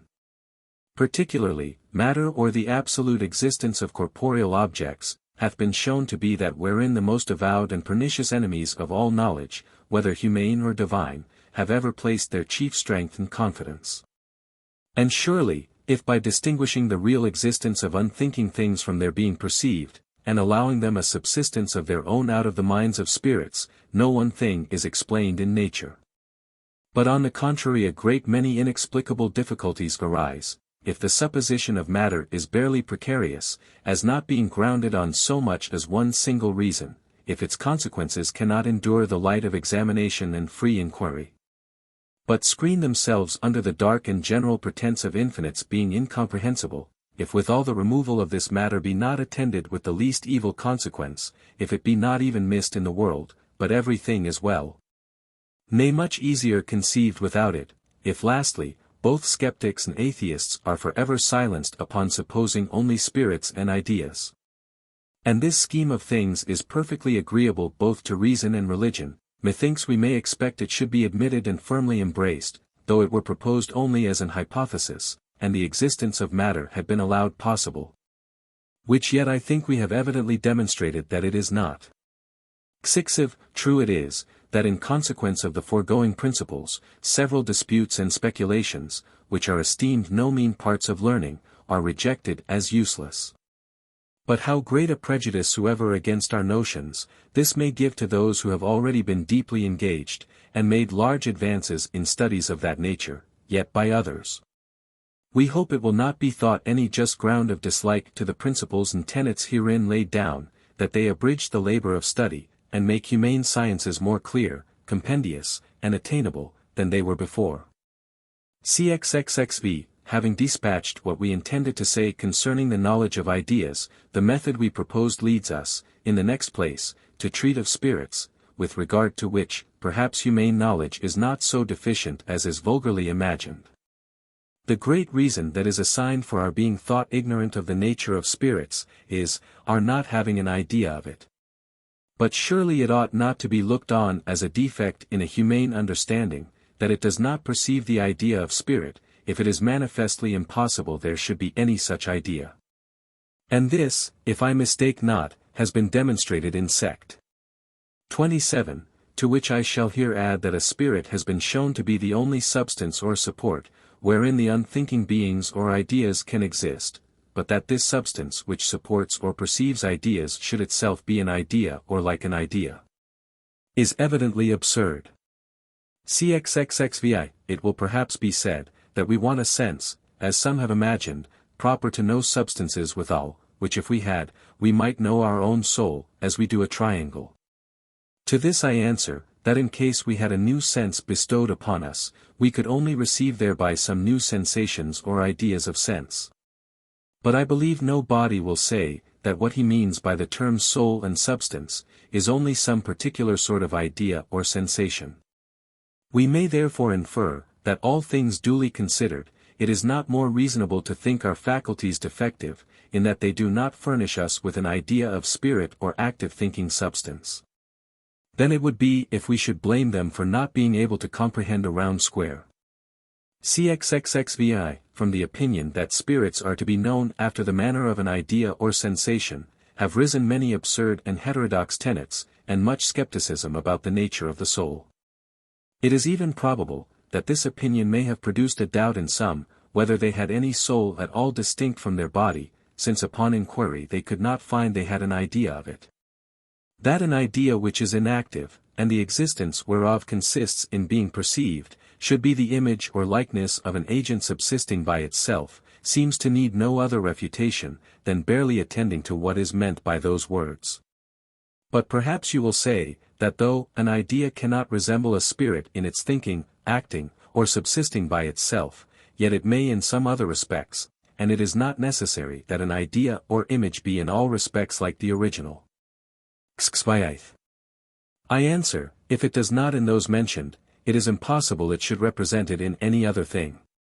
Do but leave out the power of willing, thinking, and perceiving ideas, and there remains nothing else wherein the idea can be like a spirit. For by the word spirit we mean only that which thinks, wills, and perceives, this, and this alone, constitutes the signification of that term.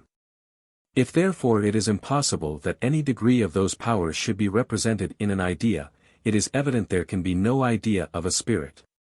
6. But it will be objected, that if there is no idea signified by the terms soul, spirit, and substance, they are wholly insignificant, or have no meaning in them. I answer, those words do mean or signify a real thing, which is neither an idea nor like an idea, but that which perceives ideas, and wills, and reasons about them.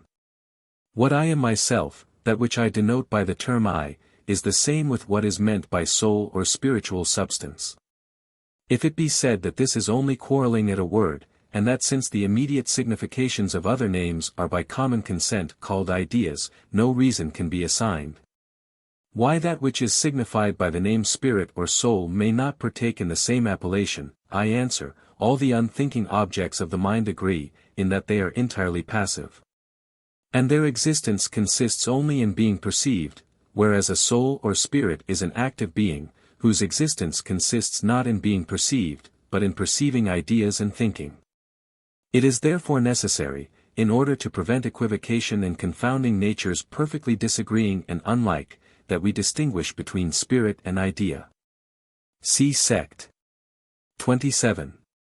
CXL. In a large sense indeed, we may be said to have an idea, or rather a notion of spirit, that is, we understand the meaning of the word, otherwise we could not affirm or deny anything of it. Moreover, as we conceive the ideas that are in the minds of other spirits by means of our own, which we suppose to be resemblances of them, so we know other spirits by means of our own soul, which in that sense is the image or idea of them. It having a like respect to other spirits, that blueness or heat by me perceived has to those ideas perceived by another. CXLI.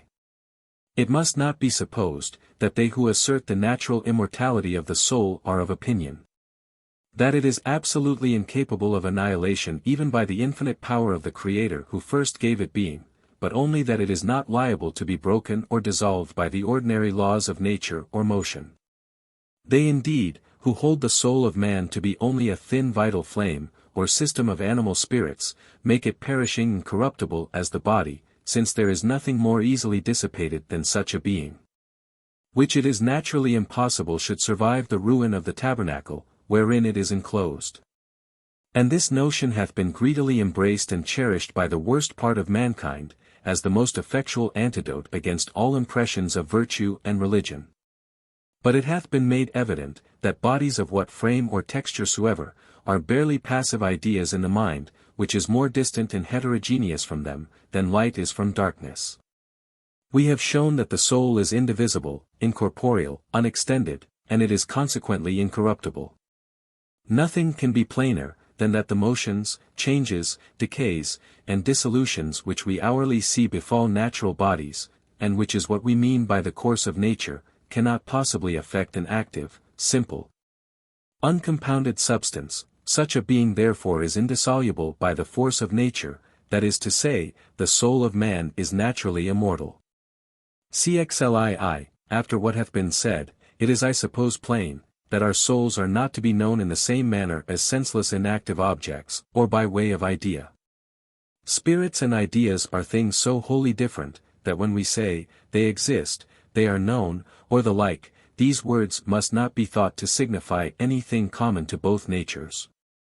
There is nothing alike or common in them, and to expect that by any multiplication or enlargement of our faculties, we may be enabled to know a spirit as we do a triangle, seems as absurd as if we should hope to see a sound. This is inculcated because I imagine it may be of moment towards clearing several important questions, and preventing some very dangerous errors concerning the nature of the soul. We may not I think strictly be said to have an idea of an active being, or of an action, although we may be said to have a notion of them. I have some knowledge or notion of my mind, and its acts about ideas, inasmuch as I know or understand what is meant by those words. What I know, that I have some notion of. I will not say, that the terms idea and notion may not be used convertibly, if the world will have it so. But yet it conduceth to clearness and propriety, that we distinguish things very different by different names. It is also to be remarked, that all relations including an act of the mind, we cannot so properly be said to have an idea, but rather a notion of the relations and habitudes between things. But if in the modern way the word idea is extended to spirits, and relations and acts, this is after all an affair of verbal concern. Xlei.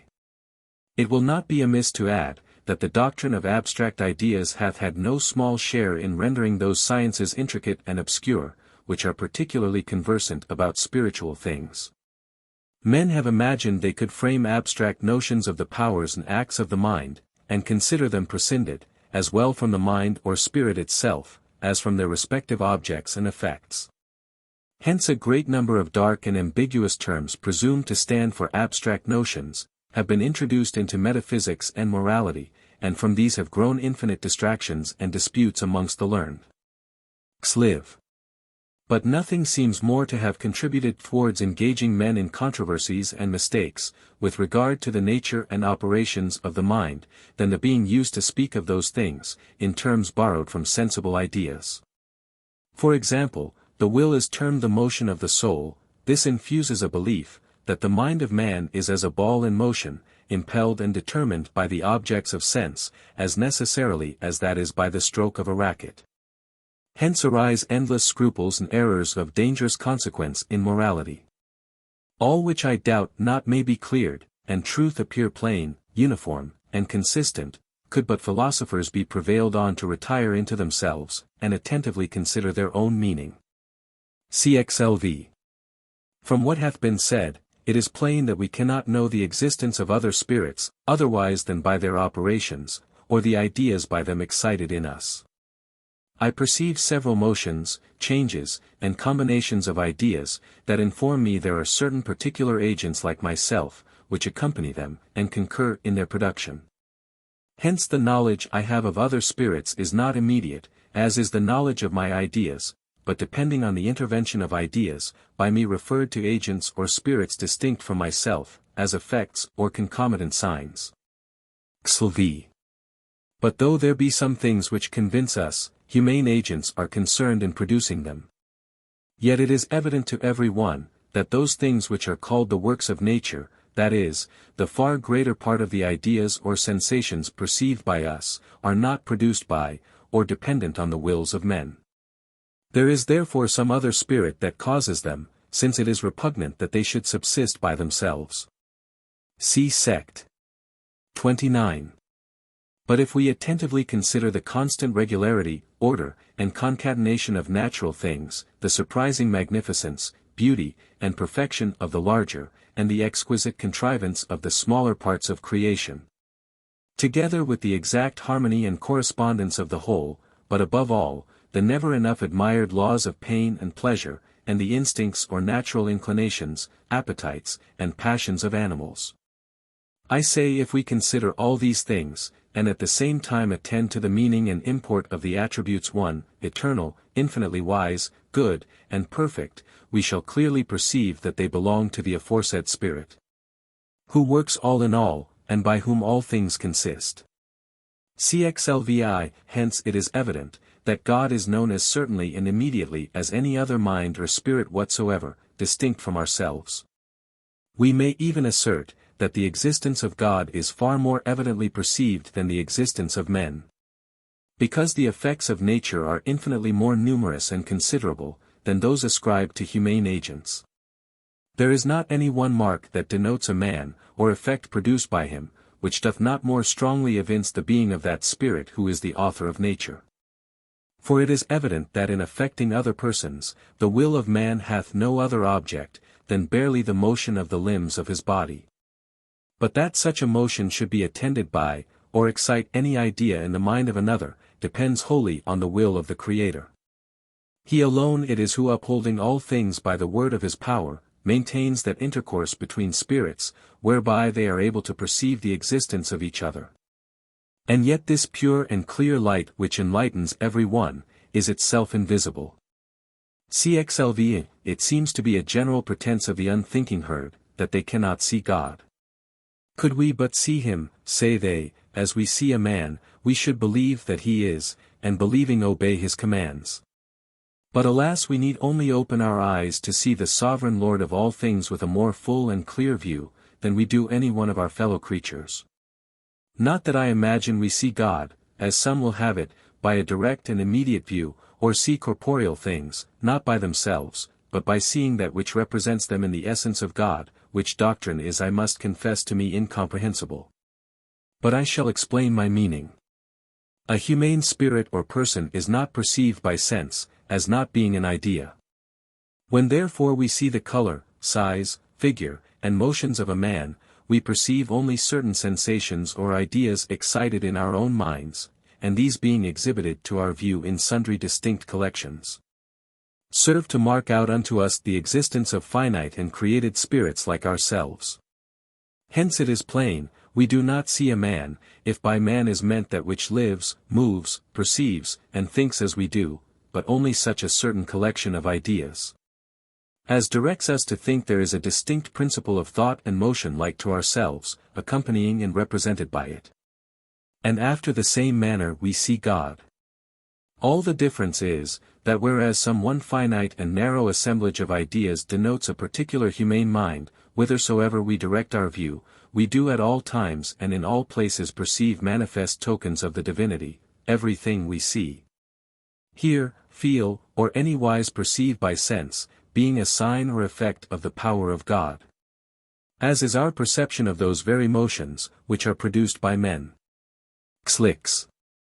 It is therefore plain, that nothing can be more evident to any one that is capable of the least reflection, than the existence of God, or a spirit who is intimately present to our minds, producing in them all that variety of ideas or sensations, which continually affect us, on whom we have an absolute and entire dependence, in short, in whom we live, and move, and have our being. That the discovery of this great truth which lies so near and obvious to the mind, should be attained to by the reason of so very few, is a sad instance of the stupidity and inattention of men, who, though they are surrounded with such clear manifestations of the deity, are yet so little affected by them, that they seem as it were blinded with excess of light. Cl. But you will say, hath nature no share in the production of natural things, and must they be all ascribed to the immediate and sole operation of God? I answer, if by nature is meant only the visible series of effects, or sensations imprinted on our minds according to certain fixed and general laws, then it is plain, that nature taken in this sense cannot produce anything at all. But if by nature is meant some being distinct from God, as well as from the laws of nature, and things perceived by sense, I must confess that word is to me an empty sound, without any intelligible meaning annexed to it. Nature in this acceptation is a vain chimera introduced by those heathens, who had not just notions of the omnipresence and infinite perfection of God. But it is more unaccountable, that it should be received among Christians professing belief in the Holy Scriptures, which constantly ascribe those effects to the immediate hand of God, that heathen philosophers are wont to impute to nature. The Lord, he causeth the vapors to ascend, he mocketh lightnings with rain, he bringeth forth the wind out of his treasures. Jerem. Chapter 10. Ver. 13. He turneth the shadow of death into the morning, and mocketh the day dark with night. Amos chapter 5. Ver. 8. He visiteth the earth, and mocketh it soft with showers, he blesseth the springing thereof, and crowneth the year with his goodness, so that the pastures are clothed with flocks, and the valleys are covered over with corn. See Psalm 65. But notwithstanding that this is the constant language of Scripture, yet we have I know not what aversion from believing, that God concerns himself so nearly in our affairs. Fain would we suppose him at a great distance off, and substitute some blind unthinking deputy in his stead, though, if we may believe St. Paul, he be not far from every one of us. CLI. It will I doubt not be objected, that the slow and gradual methods observed in the production of natural things, do not seem to have for their cause the immediate hand of an almighty agent. Besides, monsters, untimely births, fruits blasted in the blossom, rains falling in desert places, miseries incident to humane life.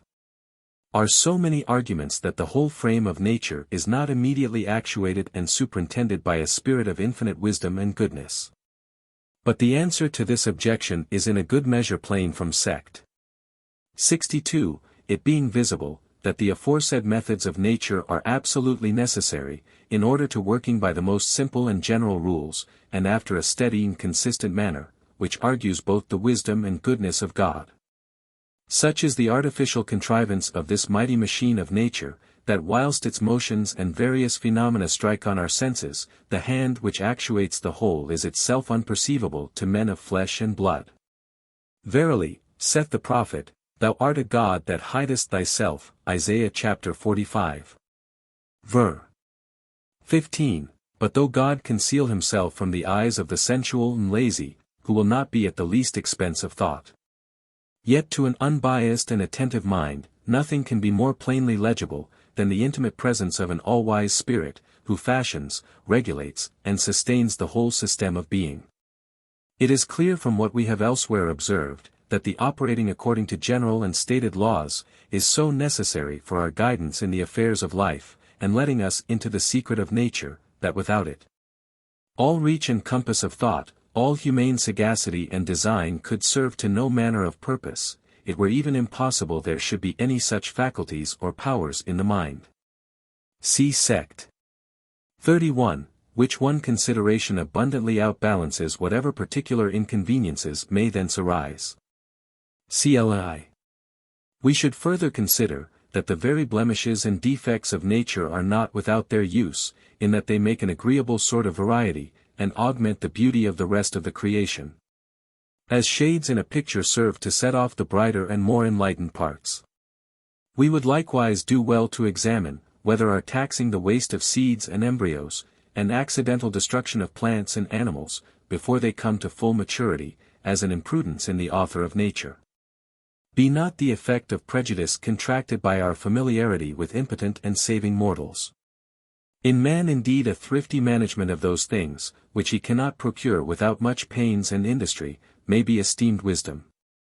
But we must not imagine, that the inexplicably fine machine of an animal or vegetable, costs the great Creator any more pains or trouble in its production than a pebble doth, nothing being more evident than that an omnipotent Spirit can indifferently produce everything by a mere fiat or act of his will. Hence it is plain, that the splendid profusion of natural things should not be interpreted, weakness or prodigality in the agent who produces them, but rather be looked on as an argument of the riches of his power. Clei. As for the mixture of pain or uneasiness which is in the world, pursuant to the general laws of nature, and the actions of finite imperfect spirits, this, in the state we are in at present, is indispensably necessary to our well-being. But our prospects are too narrow. We take, for instance, the idea of some one particular pain into our thoughts, and account it evil.